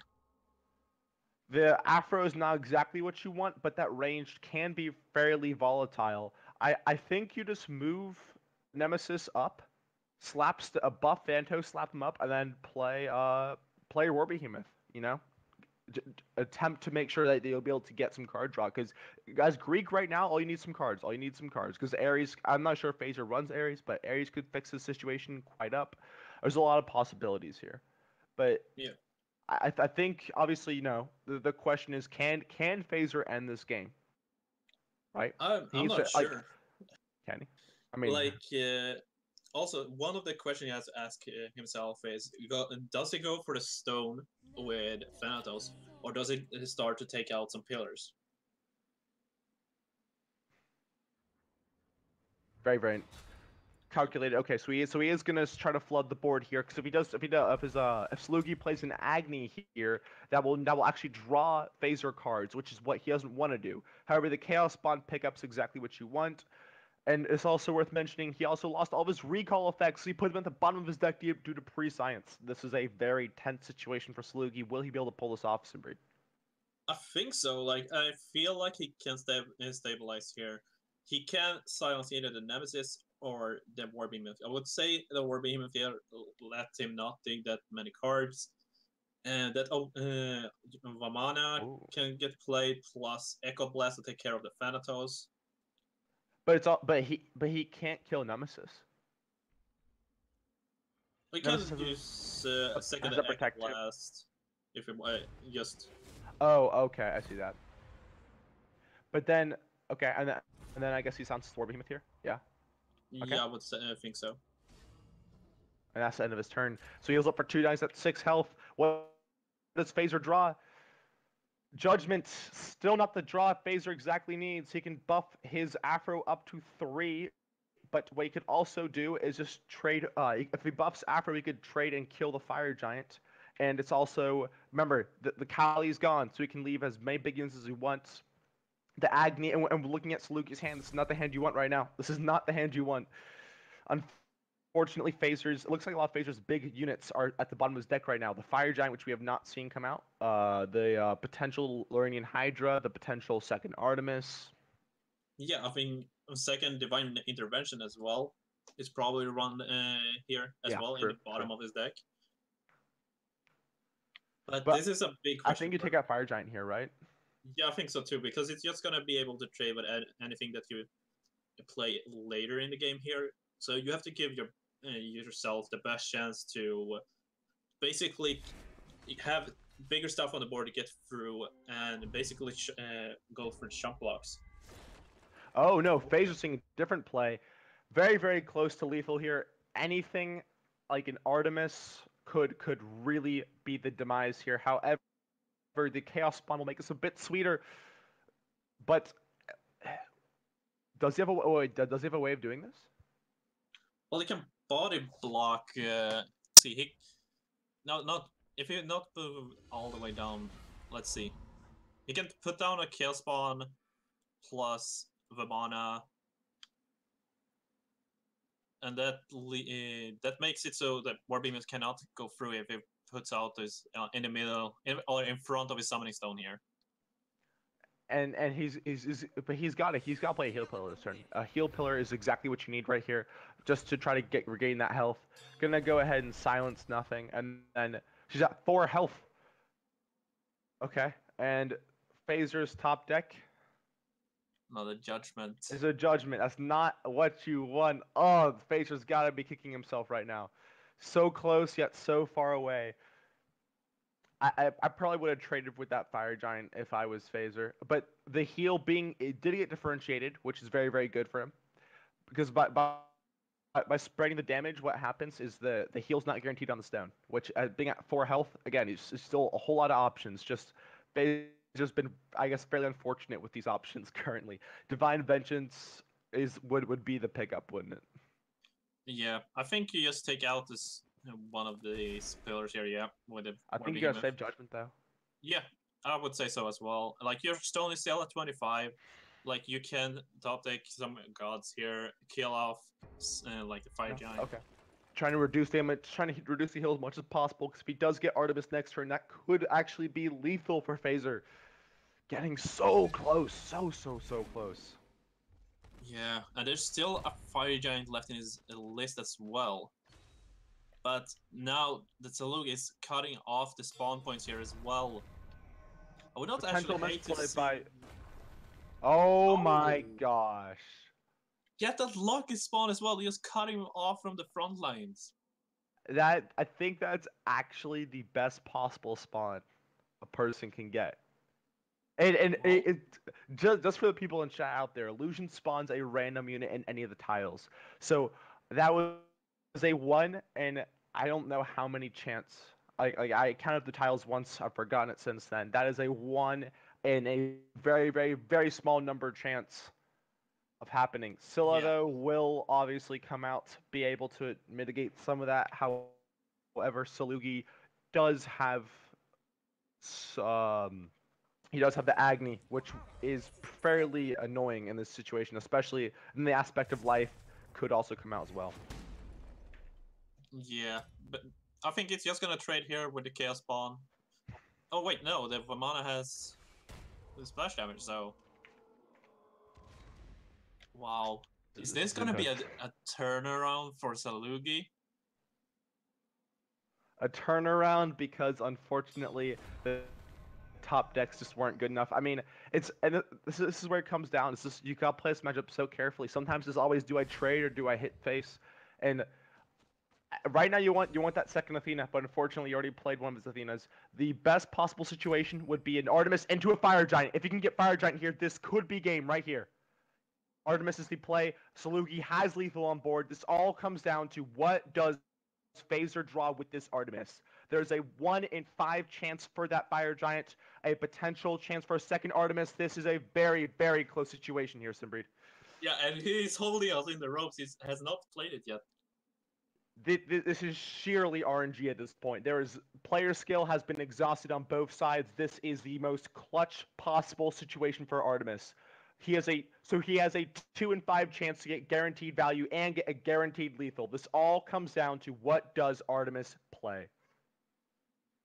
Yeah, it's all about this Artemis right now. I believe he's looking maybe as a deck list because He's looking through his deck list. He's calculating percentages. This is the moment. This is where you say, Artemis, help me out. Artemis plays in the Nemesis. Oh, the worst possible draw, unfortunately. That is game. Salugi able to take it. Phaser not finding the draws he needed. That is a good game. Salugi taking the set 2-1. What a game to go out on for the night as well. Holy. What a game. No matter how Hindu did it, I think it definitely comes down to Phaser should have traded more instead of hitting face so much. That leaving Fire Giants up never works out, generally speaking. Yeah. Too bad for Phaser there, not getting knocked out of the tournament, but he brought us a big show. Like that match is big wow. Show. Obviously, this is a certain treat we got to see here, especially on Smite Prime.